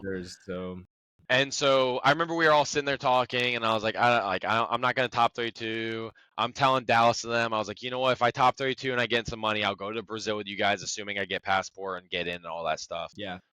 Because top 32 would pay for like the flight. Yeah. But in my head, I'm like, it's not happening. Like I'm saying this, which I've learned. I gotta stop. Well, I don't have to stop because it works. But every time I do something like this, it bites me in the ass. Like I think it was Orlando. Me and Daniel were both 0-2, and we basically made a bet of whoever won out would pay for the other's NAIC. Oh no. And I didn't win out because I tied my final round, Okay. but I went from 0-2 to 6-2-1 to get the day 2 for Orlando. Like, Pretty so good. like anytime I say something like that, like I don't know, it like secretly motivates me or something. But I remember I was sitting there and I was like, oh, I could play Tord, and Tord was playing like Pidgeot controls. Like, well, that'd be a good matchup. Maybe it'd also be on stream. I could get my T-shirt because I cared more about the T-shirt than I did anything else at that Yeah. moment. But then I hit Alex, and what's really funny was I asked people, I was like, Alex was on stream. What was he playing? And all people would tell me was that he was playing the Loyal 3. And I was like, I don't know what that does. Like, I think I just lose to it. And so I'm sitting there scared. I was like, dude, he's playing Loyal 3. Like, I don't know how to beat this. And so we play, and he flips over, and, you know, it's like Moon and stuff. But then he puts down Duskulls, and I get happy. I was like, oh, yes, Duskulls. Like, he's going to kill something, and I'm going to take prizes. And game 1, I got to go first, and it basically went the same as the Arceus, where it was like, okay, like, obviously now it's Moon, so I'm putting Mist on stuff. But otherwise, it was like, oh, yeah, he Dust Noirs, and then I just get some crazy kill because he just gave me a bunch of free prizes. Yeah. And then game 2, I'm pretty sure he made me go second. He whiffed like 2 attacks. And So this like is I was in Alex a too? Which Alex is this, by the way? Remind me. Shemansky. Okay. Wait, that was with the Darkrai Dusknoir, right? Yeah, it was Darkrai Dusknoir with I'm seeing it right now. yeah. The Moon, the Petron, the Peasantipity. Yep. Oh, And so game 2, he ended up whiffing like attacks. Yeah, I can see that. And because of that, I was able to come back, and it was like, obviously he was not happy. Yeah, of course not. And it was very awkward because like the thing was I even think at one point I said like I have to do something risky and I have to just hope it pays off, and because of the fact that he whiffed, it did. But like there was one point where I think I had one Lugia on the field and I was staring at a Moon that was about to attack, and if he didn't whiff the attack, I was done, and it was going to game 3. Yeah. And so like, and then it whiffed, and because it whiffed, I was able to get set up, and then I was able to play the game. And I literally, our last play of the game was he was trying to like figure out all these different options because, you know, Lugia's got a bunch of options. Yeah. And at one point he goes, well, I guess if you do that, I just lose. And in my hand, I'm looking at Han's Legacy Boss. Yeah. And I was just like, I wonder if this, I was sitting there, I'm like, I am down to 3 prizes. I think he's talking about a Hands play right now. And so I put up a Lugia that had 2 energy on it, and I just went Hands, Luminous, Boss, Retreat. Yep. Here's all the energy. And so, you know, ended up doing it, and I got very lucky that my resistance was very high. My resistance, I was 61st going into day 2, even though I was 7-2. Yeah. And so yeah, my resistance just got me into it because I think 22nd through 42nd, and that might be wrong, but I think 22nd through 42nd all had the same record. Oh, I think. wow. I think all of us, it was based on resistance for all of us. That's crazy. So, that Baltimore was a roller coaster for sure. Sounds like it, dude. That's incredible. Dude, I'm glad you had so much luck with it. And it's clearly like a really good list. Today Little Matt at Buzz City went 3-0 with your exact same 60. No. Oh, dude, Little Matt. That little guy, man. He's not playing my exact 60. What's he different? He is cringe. And I'm saying this because I hope he hears it. He plays bundle instead of 17 energy. So he took a V-Guard energy for the bundle. I tried very hard. So, funny story. When I decided I was playing Lugia, I reached out to, because Matt all of a sudden said he was playing Lugia. Yes. And then I reached out to AJ, who is one of the locals. I think he's considered more Statesville, but he does come to like Charlotte events. Yeah. He also plays Lugia. And I reached out to both of them. I was like, hey, what list are you guys thinking of right now? What are you looking at? Are you thinking about playing this for Baltimore? And I saw their list, and they were nothing like the mine.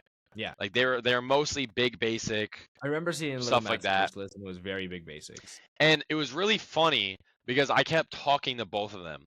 And I kept talking about stuff, and I was like, well, I'm thinking this because of this. I'm thinking that because of that. I think that I personally don't like that card because of X, Y, and Z. And I kept like giving a bunch of reasoning. And as I did it, both of their lists were slowly conforming So closer like to more mine. like yours. Yep. And so right before Baltimore, Tyler Perry ended up also playing Lugia. Sadly, I didn't know fast enough to give him my list. I don't know what specific list he played. I think he had 58 of the 60 cards, Okay. which makes sense. But I was trying so hard. AJ ended up getting sick, so he couldn't do the regional. But I was trying so hard with Matt. I was just trying to get him to drop the bundle. Like I just kept like poking. I was like, the bundle's not that good. You don't need it. Like you have the bosses. Like yes, the bundle might help you once, but the V guard helps you against Drago. Now you have two V Yeah. guards if you prize one. Like I kept just trying to like poke him, and he didn't give it up, and he's still not giving up. He still has the bundle. I feel like I remember But hearing the conversation between the two of you where Matt said something to the tune of, now I have to either, there's like three outcomes that happen. Either Shane yep. plays out at regionals and I have to admit he's right and change my list, or he fails at regionals and I was right the whole time, or the third option, I do really well and it proved to him that he's got to change his list. And he's Yeah, like, yeah. well, We had said now he we can had do his list. said he could pick my list, and he either did really well and I was right, or he did really bad, or he blamed me, or he Ah, that's didn't right. pick my list and he did bad, and I said, haha, I told you so, or he did good and he said, see, my list was good. And what ended up That's right. happening was, I mean, he did good. Like I like Yeah. I think I don't know if it was his first regional, but considering he had just picked up Lugia, Yeah. I think He Lugia had has played at more skill Charlotte. impression than people think, and Yes. so because of that, I think he did really well. Um, but yeah, I definitely was sitting there in the back of my head, like, maybe if it was my 60, maybe you would have done better. Like, Maybe obviously not. so. Like, I really doubt that one card made that big of a difference. Right, but you never Um, know. but you never know. You never know if having that one extra Pokemon messed up Yeah. whatever. But It's funny. It's fun to think of the hypotheticals. oh yeah. And I'll mess with him back. And then like I had said that I wasn't gonna end up going today, and he said, "Good, I want points." And then he posted that he did well, and I was like, "Good for you." Not my list, but good for you. Yeah, exactly. Yeah. That's so cool to see too. It's nice to see Lugia heads having discourse amongst themselves, you know? It's a good time. Oh Uh yeah. but that's super cool, man. Like was there anything you were like really dreading looking at Baltimore before we kind of move on to the last little bit? Um, I think it was just hitting bad matchups. Yeah. Which is always the worry. I I think I got very lucky with Baltimore. I ended up picking Lugia. On top of that, I think this is one of the first times that I had a good meta read going into it. Yeah. I'm so I excited. had said maybe 1 or 2 weeks before Baltimore, I had said, looking at how all these decks play and what decks are popular right now, I think Ancient Box is a secret pick. And then like that week or the next week, all of a sudden all the Limitless Everybody was tournaments on had Ancient Ancient Box. Box. Yep. And so I was sitting there and I was thinking that I was like, all right, well, if everyone knows about Ancient Box is gonna be a little more popular. Oh, that was the one thing. Oh, dude, which guy was it? One of the guys I played, he played Ancient Box, but he played it was 4 moons, 4 mil, which I thought Ooh, was really funny. that is interesting. Sadly, he bricked against me, and to be fair, Mill doesn't help him too much against me. No. But I definitely could see how the deck could cook. Yeah. But yeah, I completely had forgotten about that. But because I was looking at everything, I was like, maybe Guardy's now the secret pick, because Guardy's always been a counter deck, Yeah. kind of like Stall, where like both of the decks always have to be updated to what the current meta is to counter it Yes. properly. Absolutely. And so I sat there, I was like, oh man, like if there's a bunch of Guardies, I could be in trouble. Yeah. I think Guardy is Lugia's worst matchup. I think if you have Legacy or Hands Prize, you almost always have to basically concede unless they brick. Yeah. Because like what are you supposed to do? I Right. mean, you have to get the hands, and then you pray you get 2 hands normally. But so I was worried about that, but I was saying it. People are like, "Oh, there's gonna be a bunch of Lugia." I was like, I doubt Lugia is gonna be more than 10%. I doubt Thorns is gonna be more than 5%. I doubt Stall is gonna be more than 5%. I was like, Yeah. I bet you Drago's a bunch, a Bolt's a bunch, maybe probably Zard, probably Ancient Box, and that's what it was. Yep. Um, And so I think I got really lucky with that. But yeah, no, like I have techs for Thorns in that Yeah. list. It's Fluttermane, is Jamming Tower. Those are the Yes. 2 techs. I got them. They helped me in NAIC. They actually saved me from 2 Iron Thorns at NAIC. Because I had Jamming Towered somebody, so like they couldn't switch out and stuff, so they Yeah. got stuck. And then so it gave me time, and then obviously Flutter for the ability. Yeah. But so in the back of my head, I was like, Thorns could ruin me, because even though those are in there, that doesn't mean you win the matchup by any Right. It's means. still tough. It's still a very tough matchup. And then obviously Ancient Box is not an easy matchup. So it's like if I hit a bunch of Ancient Box, I could be in a bad spot. If I hit Guardies, I could be in a bad spot. So I was sitting there, it's like, well, again, I always think it's all Russian roulette in terms of matchups. No, honestly, it doesn't matter where you are. I think every tournament is like that. But regionals is even more so, because when you think about it, it's like, all right, yes, let's say there's 2% stall, but there's 3,000 players. Yeah. So 2% is 2% still a stall is lot. still a lot of players that you Still could a lot randomly of hit. players. So it doesn't matter in that Until round regard. 3, where they're all in the loser brackets. Well, you would hope, right? You would hope. Right. Yeah. Stall had a really good conversion rate so not for Baltimore, but True. most of the time. True. And I think that's what it was, and that's why, like, my specific list, whether it was correct or not, again, I didn't run the deer, I didn't run bundle, I think Deer's I bad. wasn't running squawk, I wasn't running those type of cards. I try to make the most consistent Lugia list that I was also comfortable with, because I think, as a lot of people say, for regionals, consistency is key. You are best of Consistency 3. is You're key. hitting the most. Make the most unless you're trying to do something wacky. Make the most consistent version of that list that you've got, and then just learn it to a T. Yeah, absolutely. And I think the amount of time that I've spent on Lugia helped, and then obviously, like, I think I had a good matchup.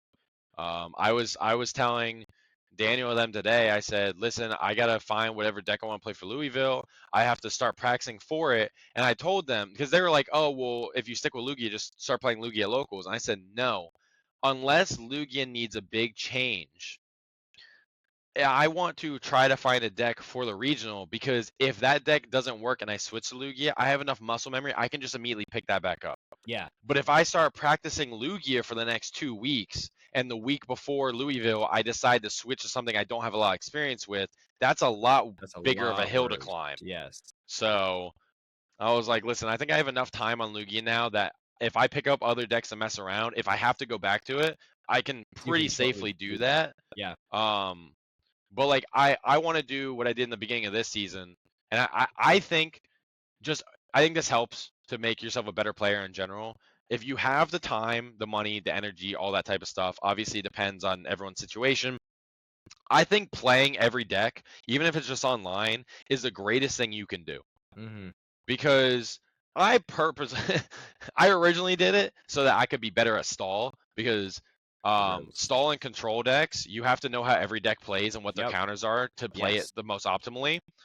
But I realized by playing every like big deck in the format, you also learn what every deck does, so you're not surprised when you see something. That's right. Hilariously enough, when I played Michael Bio, his turbo list, he put down like 2 or 3 Duskulls. Yeah. And obviously Squawk and everything. And he told me I was the first person he played the entire regional that wasn't just completely flabbergasted when he was doing all that. Yeah. And I told him, I was like, well, the moment I saw the Squawk and I saw what you're doing, I understood what your deck did. Like, just by seeing the Squawk and the 2 Duskull, I knew what you were going for. Right. And I think that's just based off just the amount of knowledge I got by playing all these different decks and like learning how all the matchups go. And I think that overall makes you better, and then you can finally hone in on your one, and you have a better shot. Yeah, but I think everybody should go through at least like a 3-month period where they're forced to play control only, so they have to learn like how. I don't know about that. I think it's mandatory. I will say though, decks, I will say that locally, even though I've had some bad tournaments, locally Stalls always treated me pretty well, and Iron Thorns has treated me really well. It even gave me a challenge win last night. So huge challenge win. You were thinking about, if you were playing at Buzz Today, you were thinking about playing Thorns as well. Would you have played Thorns still if you went to Buzz Today? Honestly, I think so. So the idea I originally had was I was gonna do the R&B challenge, and we were all joking about playing Thorns. Yeah. And I was the only one who got to show up. And I said, you know what? We were joking about. I'm doing it anyways. Yeah. And I actually I hit like all bad matchups and just somehow won. Like I hit a Drago, but the Drago bricked. I hit a Greninja, but the Greninja didn't realize what Thorns did, so I was able to like stop him from doing everything. Yep. I hit an ancient box that ended up beating me. Dang. But yeah, it was just one of the things I was like, oh yeah, I hit all these bad matchups, but because it's Thorns, like sometimes it just works. Yep. I lost to a Thorns today playing Dragapult because I was like, yeah, hey, if you dead draw, Thorns just wins. Yep. But yeah, I had thought I was like, I was thinking, maybe I'll scope it out a bit. I was thinking about Raging Bolt or Ancient Box. If Get Some did their cup, I guess technically today now, but like tomorrow, I wanted to play Ancient Box for the cup. Yeah. And then because they weren't doing the cup, I was like, well, if I do Buzz City, maybe I'll do Ancient Box or like Raging Bolt or something, just because. But if I showed up and like Matt was playing Lugia and Tyler Perry was there and he wanted to play, like if I thought there was gonna be a bunch of Lugias, oh yeah, Thorns is coming out. I don't care. Absolutely. I hope you guys got the tech cards because I know what you do and I know what I do. So like I'm chilling. I'm trying to farm some quick points if I can. For sure. Resident Lugia expert here to exploit its own weakness. Hey, might as well play Lugia's Demon if it works, right? Absolutely. I mean, even though the deck can have issues, it's actually a really good deck in the format because everything has abilities. So everything. Yeah, man, it's a good deck. It works for a reason. Yeah. I think one of the last questions I kind of want to ask you: what are your plans for Louisville? Do you have a deck picked out? Because like we were saying, man, like Raging Bolt still looks like it's gonna be a really good pick, which means Lugia's gotta be a really good pick too. Yeah. So today was the first day I got to play the new meta. Yeah.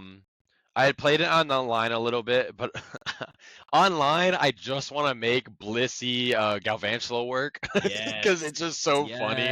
I want to play that locally just to mess around. Like I want to play that's the thing I like so much about new format is you get all these new decks that like especially with new cards, it's a challenge. So it will work. Yeah. Like you have the chance, you could bring what's the deck called? The Kofu deck where you discard the 4 Kofu to hit with Crabominable and Falooza. That's a deck that could win a challenge. Absolutely. It could just win a challenge. Like anything can win a challenge if you hit the right luck and you just play well. Yeah. And so I like with the new meta, it's like, oh, there's so many of these decks I can try and everything. But today was the first day that I like tried a real deck going into it. I didn't do Galvantula Blissey, I did Dragapult. I really like Dragapult. Dragapult feels really good, but I can't tell just yet if I've been playing Dragapult in a vacuum yet or not. Yeah. Because what I realized is a lot of the people that are like posting online and doing all the look at the Stellar Crown testing and all that stuff, they're showing off Palkia, they're showing off Turtles, they're showing off Galvantula, but they've been showing them off against each other. Right. Not against the deck that already exists. Yeah, and so everyone thought Terapagos is really good. Then it's like, yeah, but then you look at it going, doesn't Terapagos just lose to Drago? Doesn't Terapagos just lose to Zard? Doesn't it just lose to Raging Bolt? Like, oh no, Raging Bolt has to attach one more energy because of Bouffalon. Don't care. Oh no, you can't one-shot Terapagos, but you have 3 Noctowl on the bench, so I'm going to Kyurem you with Regidrago. Like, the existing cards, and then don't even get me started on Charizard that has Briar now. Dude, like ridiculous. Just there are so many like the new decks. They were playing all these decks in the vacuum. So when you take them out, like yes, obviously they're gonna occasionally have good performances. Yeah. But as a whole, it's like these decks might not be that good. Like the Turtles might be like a tier 2 deck instead of a 1.5 or a 1. And Galvantula Blissey or Galvantula Item Lock is a bad deck. I love it, but it's a bad deck. It is a bad deck. Same as Bayonet Item Lock. Like, yes, it can do some stuff, but inherently it's not a good deck. Yeah. Doesn't mean you can't win occasionally, but you can't show out. It comes down to stuff like that. Yeah. And so looking at it that way, I was trying to figure out, and like Dragapult Online felt really good, but like I Mm-hmm. don't know if Dragapult is good in the entire matchup spread. So Yeah. I played it today. I cooked up a list with my friend Brewster. He had gotten a list. A lot of the lists are very similar. Yeah. I know Zach's got a list that he posted in like the Charlotte Discord, Yeah. and I think we're Access only a is few good too. cards off from that. Um, like most of the like we realized, or at least I definitely realized, is that surprisingly enough, Dragapult has a pretty tight list. Yes. There's few cards that you can actively take out without really Mm-hmm. hurting consistency or just getting rid of game plans in general. Yeah. But like we tried it and we cooked up a list, and then like I don't think I have a Radiant Alakazam. I might, but I didn't think I had one. So I told Brewster, I was like, you know what? I'm like, I'm gonna run Radzard and Zed and see if Radzard feels good. And so we go today, and I didn't play Devo because I was like, Devo only matters if you're playing a bunch of Zards and Dragapults. And he decided last minute, he's like, I think he took out Halucha and Thornton because I thought Thornton would be really funny. Yeah. Especially if you're playing Dusclops and stuff, why not have Thornton as like a safety? Yup. But he took out Thornton, and he took out Halucha, and I think he put back in Temple and Devo. Mm-hmm. Um, And so we play, and like we had asked everybody, hey, you guys cool with Stellar Crown, all this stuff. Well, because everyone was cool with Stellar Crown, everyone pulled out Dragapult. And Yup. so I played like 2 or 3 Dragapult mirrors. With no And all of them Devo. had Devo. I didn't have Devo because I wasn't prepared for all Ah. the Dragapults. Uh, I did okay. But like it was one of the things that again, I'm playing the matchup and the deck feels really good, and like even what they do, like it looks really good, but I can't tell if it's a vacuum. Like Right. I can't tell if like it like again, I didn't get to play against Zard. I didn't Yeah. play a Reggie Drago. I didn't Against play Palkia. Stall. I didn't play a Palkia. I think someone played Palkia, but I didn't play against Palkia. Yeah. And so it's like, yeah, it felt great, but I haven't played those decks yet, so it could be very bad Yeah. against those You can decks. never tell until you get up against them for sure. And And then those are some of the top decks performing in Japan too. Is like yep. Dragapult, Charizard, Palkia. Like if you're not getting your experience against those top decks, you're not like gonna be prepared for how to navigate the matchup in a Well, real and that and tournament. that I've been watching Japan a lot. One because I keep waiting for Lugia to have its downfall, so I know when I'm finally free. Free of at least Finally part of my free. gambling addiction can go away. I get to leave the But casino. it doesn't seem to be happening anytime soon. Lugia is still flying high in Japan. Dang But it. yeah, I know, right? However, looking at it, you see those lists, and what I also realized with Dragapult, and I really like it was really funny. I was talking about this today. So Dragapult seems to have a really tight list, but then when you look at the list, you almost feel like you're toured because you have like 20 one-ofs. Yes. But you need them all. Like you need all the Yeah. one-ofs. Like we didn't we put a switch in because we were playing the Radiance, and we're Yeah. like, well, if you have the Radiance, you might as well have one switch as like a safety, so that you have attach return, you have rescue board and switch, so like there's movement. Yeah. But Hear me out. otherwise, it's like you have one crystal, one board, one forest seal. You have one earthen. You have a bunch of one ofs. And what Hmm. I also realize is because of that, this deck has a million different things you can do. It's very versatile. But oh yeah, very versatile. But in the same regard, it has what I don't like about Evo decks, which is why I normally steer clear of them. Is there's so many times like I felt like every turn I sat there going, I'm one card short of doing something crazy. Yep. Like I'm just one card short, one card And I short, one think card that's short. kind of a symptom of the Pidgeot build. I've Yeah. been known to be a big like Xatu apologist when it comes to Dragapult. I know that it's not objectively the best way to play the deck, but it is a far more aggressive way, and that's what I really like about it.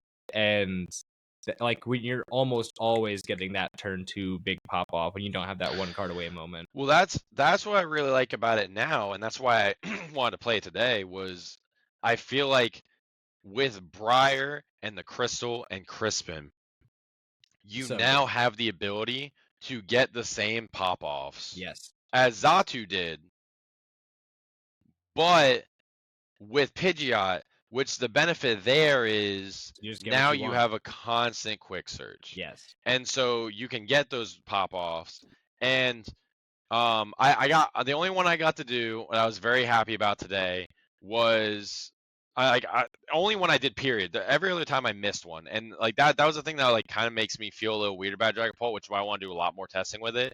Is I have so many cool ideas in my head of things that you can do, like are physically possible in the game, but if Yeah. they're not really realistic, I don't want to do it. Like Right. I did not Briar all day today. Really. And I feel like now people are saying Briar is better in Zard than Dragapult. It's more active in Zard, Sure. because of how Zard specifically plays. I'm not gonna play Zard. It's never treated me well. I don't like it. I'm staying away from it. Thank you. Yeah. Every time I literally ripped a Zard card at a challenge because like it just kept bricking, and I was like, I can't play this deck. I'm tired of this deck. Let's But go. the thing was like I thought Briar was like, because Briar's a huge card. Like it doesn't make any deck safe. No deck is safe in this format because of Briar, because Right. you can get 5 prize turns and 3 prize turns and 4 prize Disgusting. turns in 2 seconds because of Briar. Yeah. And so that's terrifying. And so you always have to think about that. So like I played a Dragon Ball game today where both of us purposely didn't kill anything on the bench because neither one of us want to put each other down to 2, because we knew if we put ourselves down to 2, the other person Briared and would win the game. And so we Yep. were purposely like basically edging. like it's like, you know what? We were like, this Halucha has 60 damage on it. This Pidgey has 4 damage on it, and we're just Yep. purposely not killing anything. And Stay we're like, right we're there. waiting. We're like, we're not letting you Briar us. You if you cannot get the kill next turn, I guaranteed one because you didn't get Briar and I didn't get Briar, and we're both, But the only play I got to do was I got to quick search for a Dust Noir. Yeah. And then 4 Steelstone for Halucha. And I rare candy Dust Noir, Yeah. Halucha to hit 10 onto a Dreepion bench. Yeah. He had a Dreepion bench and a Dragapult inactive. And so then I Curse Blast the Dragapult inactive so that it had 190 HP, and then I Phantom Dive to kill both of the 2 attackers. And that was the only time, and he instantly, like the moment he saw it, he instantly scooped. He knew. Yeah. But like that was the only cool play I got to do the entire day. I never got to do a cool Thornton play. I never got to do a cool Briar play. And it wasn't off lack of trying. Right. It's just that sometimes it doesn't happen. Yeah, and because of that, I kind of had that realization. It's like, you have all these cool things you can do with Dragapult, but like if they're not consistent, what's the point? Hey, hear me out. I want you to take that switch out, and I want you to replace it with a Kieran. Because I promise you will get a lot more. Well, so what we were thinking, obviously testing one out, we were thinking taking out the Radiant altogether. Nah, the Alakazam because is so good. Because I played Zard and I didn't use Zard once, and Brewster said like Zam sort of helped, but like he didn't think it was necessary. And what we were saying was Halucha? he took the Halucha out last minute for Devo, which was a good play. Yeah. But what we were saying was, like, for me, right? If I kept Halucha in, I think Halucha's good for like the 70 and stuff like that. But if you take out the Radiant, you also get to take out the Switch, and now you have 2 more cards. True. And with current meta, obviously I don't think it's optimal, but current meta, you would just put in Temple and Devo, and now you cover the entire field. Yeah. And I think for a regional list, Zard will I don't know. I think Radiant stays in for a regional list because you want consistency and you want the most outs. Yes. But in terms of consistency at a local level, you might not need them. No, probably not. But because of that, like Dragapult's one of the things I'm thinking about. It's there. I want to do a lot more testing to see. Lugia's always a little green goblin mask in the back talking to me. Always an option. Like I said, my buddy is swearing, and he says if we can make it consistent, he wants me to play it, and I might, just because like I think with how regionals are, I think if I practice enough, I can at least get points. And so like I won't be too upset if I don't do great at a regional, but I tried something funny, Yeah. But he wants me to cook up an Area 0 Lugia list, which looks very similar to Raul's list. Okay. But you're purposely playing like the Turtle and Ogre Pawn, because what he said, and I agree with him, is if a bunch of decks are playing Area 0, you're now playing a Lugia that doesn't have to worry about bench space, and that's scary. Yeah, because you get your chops and all your attackers. To not worry about having to have 2 spots open for the Archeops, and you can fill your bench with support, and then you can Lugia away the stadium and put all of the liabilities. Like theoretically, That's gross. It might be cracked. Yeah. In practice, we Who will knows? find out. I want it to be a pile because I don't want to play it. Yeah. But if it works, I mean, hey, maybe he's cooking. Yeah. So, and then I've always said Raging Bolt is risk aversion Lugia. Yes. You're playing Lugia without as much gambling. Obviously, still, Giant Lugia. counters and whatnot, but Right. or catchers, but it's basically risk aversion Lugia. That's there. I think that's up in the up, and then no one's talking about it because I think I think right now we're in this meta of, hey, there's all these new cards. I want to play new decks or decks that got better. I don't want to play the decks that have been here for the last 2 months that everyone knows about. I think Drago might still be BDIF. Ooh, that's a hot take. And my reason for that, I don't know. Here's the thing. I don't have specifics. Palkia might wash it. I don't know because I haven't done those matchups yet. But like if Palkia washes it, we're in a different boat. If Miraidon with Area 0 washes it now because it has a higher chance to get what it needs, Yeah. then we're in a different story. Right. But when you just look at the meta, all right, so now we have a Turtle deck and we have a Palkia deck. Miraidon's still around. All right, cool. So Miraidon gets to do more stuff, but it's still Miraidon at its core, and it's attacking with Raikou mostly. Right. It's not attacking with, like, I mean, obviously it has hands, but it's not attacking with Miraidon as much as attacking with Raikou. And that's a 200 HP. Obviously Bravery, but most of the time 200 HP. And so when you look at like and then like Dragapult, it's like, okay, but Drago was like Ancient Box is I don't think it's dead, but I think Ancient Box and Lost Box, they get really bad matchups in these new sets. They were already like they had chances, but they were already struggling. But now you just gave everybody a card that lets you take 2 prizes off of a Ancient Box. Yeah. And that loses a lot of its luster then. The only way Lugia beat Ancient Box was normally by taking 2 prizes at some point. Yep. And so if you give other decks that same ability, I think Ancient Box crumbles. Doesn't mean Ancient Box can't still be good. Doesn't mean there still won't be less and everything. But I think that hurts it. And if that hurts, and also Zard being better, especially with Briar Zard, Ancient Box is lower. All right, Ancient Box is lower. Even if Ancient Box is there, you have Gudra. Who cares? Yep. You Gudra. Lugia, you Gudra most of the time because it forces more energy or double switch. It does all this stuff. Gudra, Kyurem, Dragapult. That's all you need. You have Garatina to knock out the Lugia. Sure. Like I said, Rowan literally made it seem like a bad matchup. Like I was struggling. Yeah. Guardy, you got Kyurem. Yeah. Kyurem is if so they put good. down Manaphy, they wasted a bench slot. I don't think Guardy's going to be doing any Area 0 shenanigans, so you don't even have to worry about that. Thankfully. That's the last one.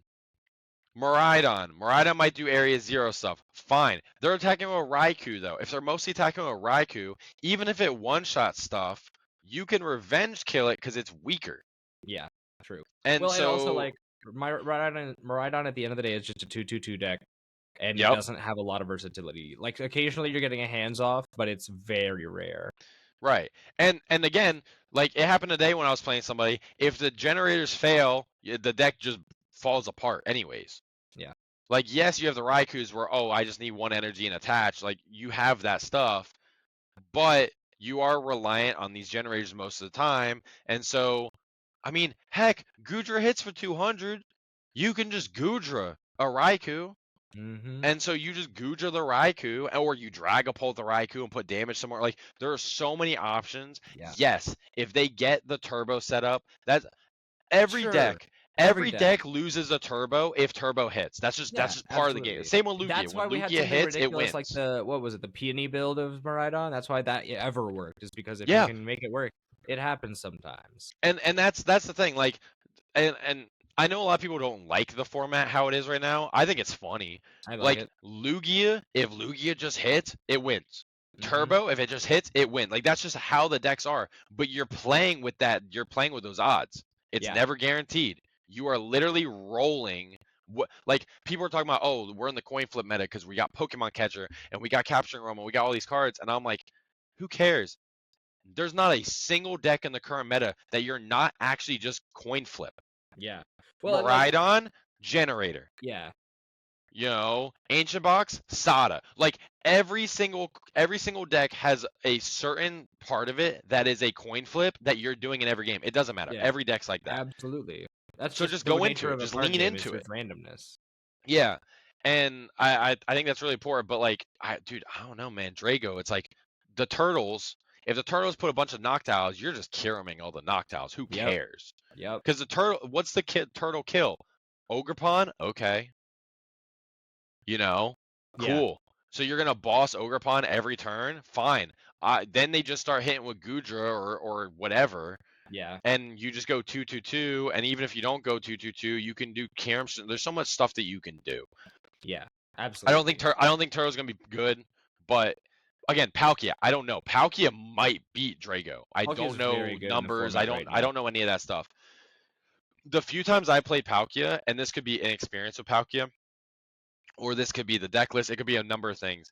But energy did not seem easy. It depends on the Like build. Some like people were you running do Chien-Pao, and you do need to never run Chien-Pao. Chien-Pao is a bad card in that deck. see. I wasn't running Chien-Pao, No?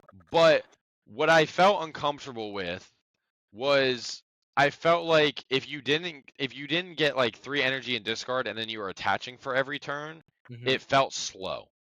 Um, And it felt like you could miss. And again, that might be one my experience or two the deck list. So if there's a way it's to not make solved that, yet for sure. I know yeah, I was gonna in say my it.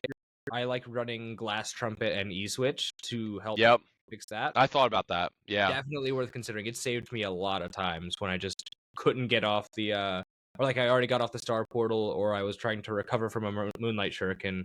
yep, E-Switch and Glass Trumpet do wonders in that deck, especially since it's just one knockout searchable. right. And that's what I was thinking. I was like, when you come down to stuff like that, it's figuring out what once that can get solved, Yeah. then what it matchup spread is. Right. Because we know Palki's gonna hit like a truck. We already know that. Yeah. And To the so point where if like the only damage mod it needs right now is Vitality Band, just a +10 to hit Charizard. Yeah. And so if we're getting to the point now where Palkia swings like a truck and all it takes is Palkia like you make the deck list where against Drago all you actually have to do is just go first and then swing your next turn and you win, then Yeah. all right. Then Regidrago's no longer best deck in format because there's an easy counter. But Right. I don't currently know how that works, so it's up in the air. Yeah, But definitely. like I think Bolt, I think it's 50-50 just because both of them are just coin flipping to see who kills each True. other first. True. Very true. When I played Drago at a cup, I had a Raging Bolt literally Sada Pokemon catcher me 2 games in a row to kill my only Drago. And then when I played Bolt, I had a Drago that I whiffed and they just did the opposite to me. And so like I feel like that. But that's the thing.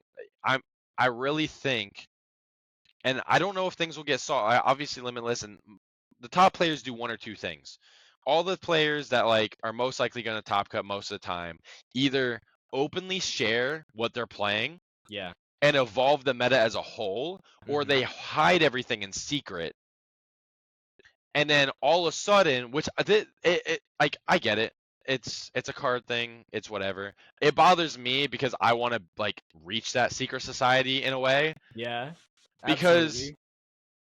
we'll sit there and then all of a sudden they have this crazy like, all right, Henry Chow, he just shows up with his Guardian list. He literally he was pushing online Hyper Aroma. Like he was like really pushing the Hyper Aroma was the play. Yeah. And then he pulls up with Secret Box and Yeah. just sweeps. And it's Hmm. like I don't think that was meta like I don't nothing like that, right?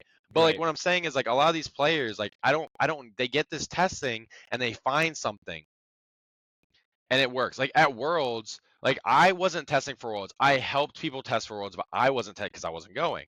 Hmm. And Turbo Moon never came up in my brain. That was Never. never something I thought of as that's a possible thing. Yeah. That's this, is that. And then after it happened, a bunch of top players were on Twitter, whether they were joking or not, and saying that was something that our group thought about. That's And it's crazy. like, what am I missing that I don't Yeah. see these secret decks that are now going to pull up out of nowhere and Yeah. might actually be the new meta? And that's the thing, going to Louisville, it's a new meta, Hmm. new cards, new card interactions, which means there might be something like that. And it's like if I don't see it, I might make a horrible meta prediction for Louisville. Maybe. I think But honestly, what the best option is to be like something that doesn't lose or gain too much from the new meta, and that you already have reps in with, because yeah, ultimately, like you said, consistency at a regional level is key. And oh yeah, when you've got these new cards out and you've got these new deck lists out entirely, like we were just talking about with Palkia, like those deck lists aren't solved. There's yep, Terapagos builds that have like an idea, like, oh, I want to get the Boufflant down, I want to have Cornerstone down, I want to make it a wall deck where I can like yeah, use the attack to get rid of basic attackers or yep, whatever. And it's like, that's a cute idea, but like you don't know the intricacies of those formats. And it's nope. like, even though we've had a similar engine with the Inteleon engine, it plays so different because of the cards we have in the format, the cards we don't have in the format, Well, what was it? and That's like any number of everyone things. everyone likes Terapagos because it reminds them of Rayquaza.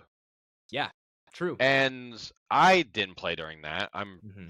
really new to this. Yeah, But from what I'm understanding, it doesn't like yes, it's a similar idea, but it plays completely different. it plays so different. Um And even and then like like one-to-one Palkia with Noctowl versus Palkia with Inteleon, it's still such a different engine because there's other pieces you have to get out.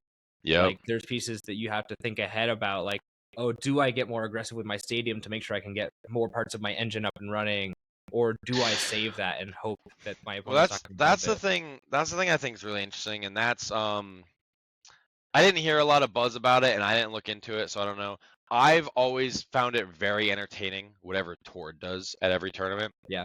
because I think Tord, uh, he had that drama, and then afterwards he decided, I'm gonna prove to y'all I can play whatever I want and do whatever I want. I'm still gonna Yep. do well, which I think is great. Like I like that's amazing. Absolute baller move. But every single list he makes, it just shows you that nothing is fully optimized. Like Right. there's always some new twist or something else you can do, and he always shows that off. I Yes. mean, like I played Tord's list to a challenge, and like I got very unlucky with prizing, and that it was my downfall for that. You know, if you Mhm. have Charmeleon and TM Evo prize, you're gonna lose the Kyurem. Nothing you Right. can do. But it still was a list that I sat there going, I see the lines. Like these lines are immaculate. Yep. I'm like, but you're also putting yourself in some tight situations just because of how it goes. But if you're that good of a player and you get lucky because obviously random. But Some luck. Yeah. and then I mean even Lugia, I don't think. Again, it might be wrong. I don't think that there's a single list in top 64 for Baltimore that's the same Lugia list. I think all of them have different cards. Probably so. And Raul's list, that is a whole different beast. Yes. Like, yes, Yes. Lugia, get Archeops, yada yada yada. But like, I looked at his list from Worlds. I mean, he ran it back. I looked at that list, and it was a list that I sat there going, I don't think I could just pick this up and play it. But I bet you, if I put a lot of time in this deck, I could get really good with it. Yeah. But it's a different type of Lugia, and the fact that we're this far into the format, and that can still happen with Lugia of all things, Yeah. just shows. And like, I mean, I was saying, my friend wants to do the Area Zero, whether There's it's still real or more not. stuff to figure Again, out with it's all these decks. another change of skill and expression for a deck that can completely change how the entire meta works. True. Dude, that's the thing I love most. Like, it Yeah. is just It's cool to be in this it. like evolving world kind of mindset of like every tournament has serious impact on how the next one's going to get played. Even Yeah, whether it's like a just a local tournament, like having, or like a limitless night or whatever, like all of those tournaments have an effect on what a group of people will bring to the next tournament. And that's part of why I love this game so much, man. Like it really feels like every game you play matters. yeah. Even when some of them don't, like it Even when some really of them does. don't, even when some of them you just have to, you get to let your opponent watch you fail and like Yeah, discard yeah, your only Lugia VSTAR in deck. yeah. Right. Um.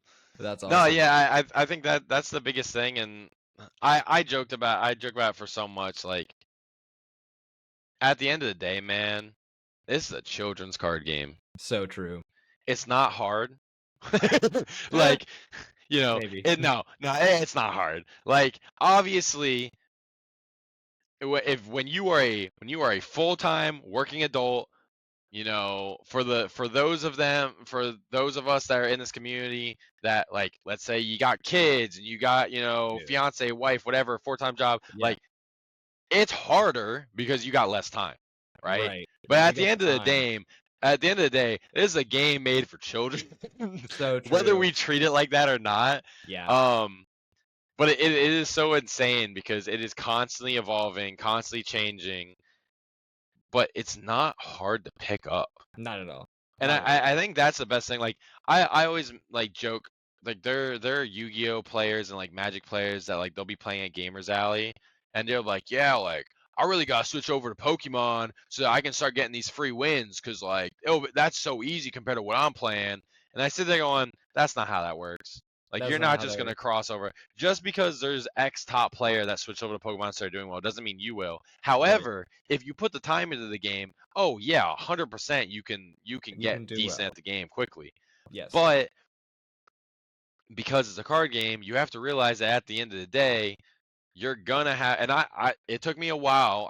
And I still get upset from time to time. It took me a while to, like, really accept this, but you also have to realize that there are times that if you are playing Miraidon, Lugia, insert deck that has 20 energy in it here, Yeah. that the chance of you having all energy in hand and you just have to look at your opponent and either pray or say you got it, it is what it is. Yeah. It's never You zero. know, like, how many times have we seen regionals where we see their prizes and it's like, oh, there's 3 All guaranteed V-stars or whatever there's the all normal. earlier in there. Yeah, there's no way of playing the game and they just go, all right, go next. Like, You just gotta run it um back. but my ultimate goal this season, whether like it comes off as like cocky or whatever, like it's just how Yeah. I Sound as view it. cocky as you want to. This is your time to shine. Well, I'm not trying to, like, actually be like No, I figured. I'm gonna say that anyone who fully fucking listens, all that other stuff, like, that know me, I'm really trying not to be like anything big about this. Like, the few things I've went through since Baltimore, people have messed with me like, oh, look, the guy who got top 32 trying to show up and win a tournament. It's like, bro, like, chalk it up to luck. Yeah. If I do it multiple times, maybe I'll get a little Yeah. ego, Yeah. maybe. But it's like, come on, man. Like, I've been trying, but I want to prove that this game's easy as hell. Real. Like, That's a good thing to try because to prove. because Yeah. like I used to say this to Rock all the time. Rock and I, like, Rock played a bunch of card games throughout, like, college and high school and everything. I was more of, like, fighting games, stuff like that. But, Mhm. like, both of us were in a bunch of competitive scenes Yeah. throughout high school, college, all that stuff. And, we're competitive. We like to get good at whatever we're doing, all that type of thing. And we got into this, and I just had that realization of, it's like, yo, I'm playing a children's card game, and I have a college degree. Yeah. Like, this is nothing compared to taking Orga. I think about it in the mindset of, like, obviously it's a hobby, it's a game and everything, but Right. it's like, bro, like, comparing this to taking college courses, this ain't nothing, bro. This No, game's not at all. easy. This is very easy. Yeah. And Absolutely. I personally think, like, again, like, some people see that as like, oh, you think you're talking hot because, like, you're doing well or whatever. Yeah. Just But, because like, there's a low skill ceiling doesn't mean that, like, it's less I think there's a valid when low you do skill well. floor and I think there's a high skill ceiling. Oh yeah, But the yeah. high That's skill what I meant. ceiling, there's a lot of luck involved. So I don't think, like, it's as high as, let's say, Right. I don't know, Tekken, whatever, right? Yeah. Like, I think it has a lower skill ceiling because compared to, like, League and stuff like that because there's more randomness. Right. Of Um, course. but at the same time, I also want to do the whole thing. It's like, nah, I want to prove this. Like, anybody can do this. Yeah. That's Like, if good. you got the time, it's not hard. That's awesome. And it's entertaining because, like, I got people, like, I'll mess with, and, like, the people I'm close with, I'll dog on them and, like, mess with them, but, like, Yeah, of course. all love or whatnot. Like, I got friends that, like, they do coaching and everything. I was like, bro, I'm never paying for coaching. Like, if I Never. pay for coaching, I'm quitting and everything. But, like, I get it. Like, because again, it's the same thing where they're not seeing the success or trying to find the success. Yeah. And more to it. And you know what? Hell, if I do a couple more top 32s, I'm able to make money for coaching. Hey, Hell listen, you yeah, get your sign me bag. up. You get your I'll, bag. I'll start teaching people how to play a game. I'm already helping people at locals. I mean, why not, right? Step 1, flip coins. Step 2, double chop Yeah, somebody this yeah. terminal. Here, guys. I know Tropicos just came out, but a $15 Metafy class on how to play Tropicos. It will be completely Absolutely. wrong, but you guys are gonna give me your money anyways. I'm gonna use it to go to my next regional. Um, but That's smart I right don't there. know. It's one of those things that I'm in the point in my life where I have the time and the energy to do it. So Yep. I was like, yeah, dude, I'm just gonna push and just be like, yeah, this game's easy. Nice. Sweet. And you're not gonna catch me playing Magic or anything like that. I'm good. This is it, and I'm good. Yep. Every day of the week. But Cool, cool. Awesome. Well, thank you so much for coming on the show, Shane. I really appreciate your time. yeah, of course. That's all I've got for you, man. You've been wonderful. I appreciate you being a strong start to the next season of this show. Where can the people at home find you? Any socials or whatever? Yeah, honestly, so I have just, I mean, it's mostly just Twitter. Yeah. I've just been going, I have a Twitter that's just Silver D Gin. Anyone who knows me at NC probably has seen it by now, just because one, I know Twitter is just randomly, sending people X, whatever, random sending people out. Honestly, that's all I really use. I even I use it more for doom scrolling than anything. I've been Yeah. posting when I do well and stuff. Otherwise, it's just obviously seeing people at locals, regional stuff like that. As much as I like doing well, I really don't feel like I want to be big enough where I got people pulling up to me at Yeah. regionals. Probably not. I don't need the tort effect where I'm playing some person, they freak out before they play me. Like I'm good on all that. Yeah, yeah. But yeah, I am hoping to continue to be the local 03 / randomly pop off at a tournament, because that's always fun. I always have a great time doing that. I'll do my best to help And give you those O3s. I feel like I have to toe the line, but I want to stay at I'm just gonna shit talk everybody, but also simultaneously do bad. Because if I end up being one of those players that I pull up and I'm winning every tournament, I can't shit talk everybody, because then I feel like I'm just being a dick. Yeah. Obviously the people I really know, I'm gonna shit talk them all the time. Regardless. Absolutely. I'm giving Matt crap regardless of what happens. Absolutely. And then when Matt does really well, I would be really happy for him. But yeah, That's just how it locals, works. man, cups and challenges. I need get some to. I don't know what's been going on with them, but I need them to figure that out, because Yeah, I need that cup. I need them points. I need some more. I need some more cups. Even not even points. It's like, man, I wake up tomorrow. It's like I normally go to something on Sunday. What am I gonna do now? I'm just gonna sit at home and practice on Right. my computer. I don't want to do that. I want to go play cards. Ah, man. But Sweet. Well, yeah. Again, thanks so much. yeah, I think, of guys, we're course. gonna wrap things up now. Again, I will leave your links in the description below. Sounds good. And I will see whoever.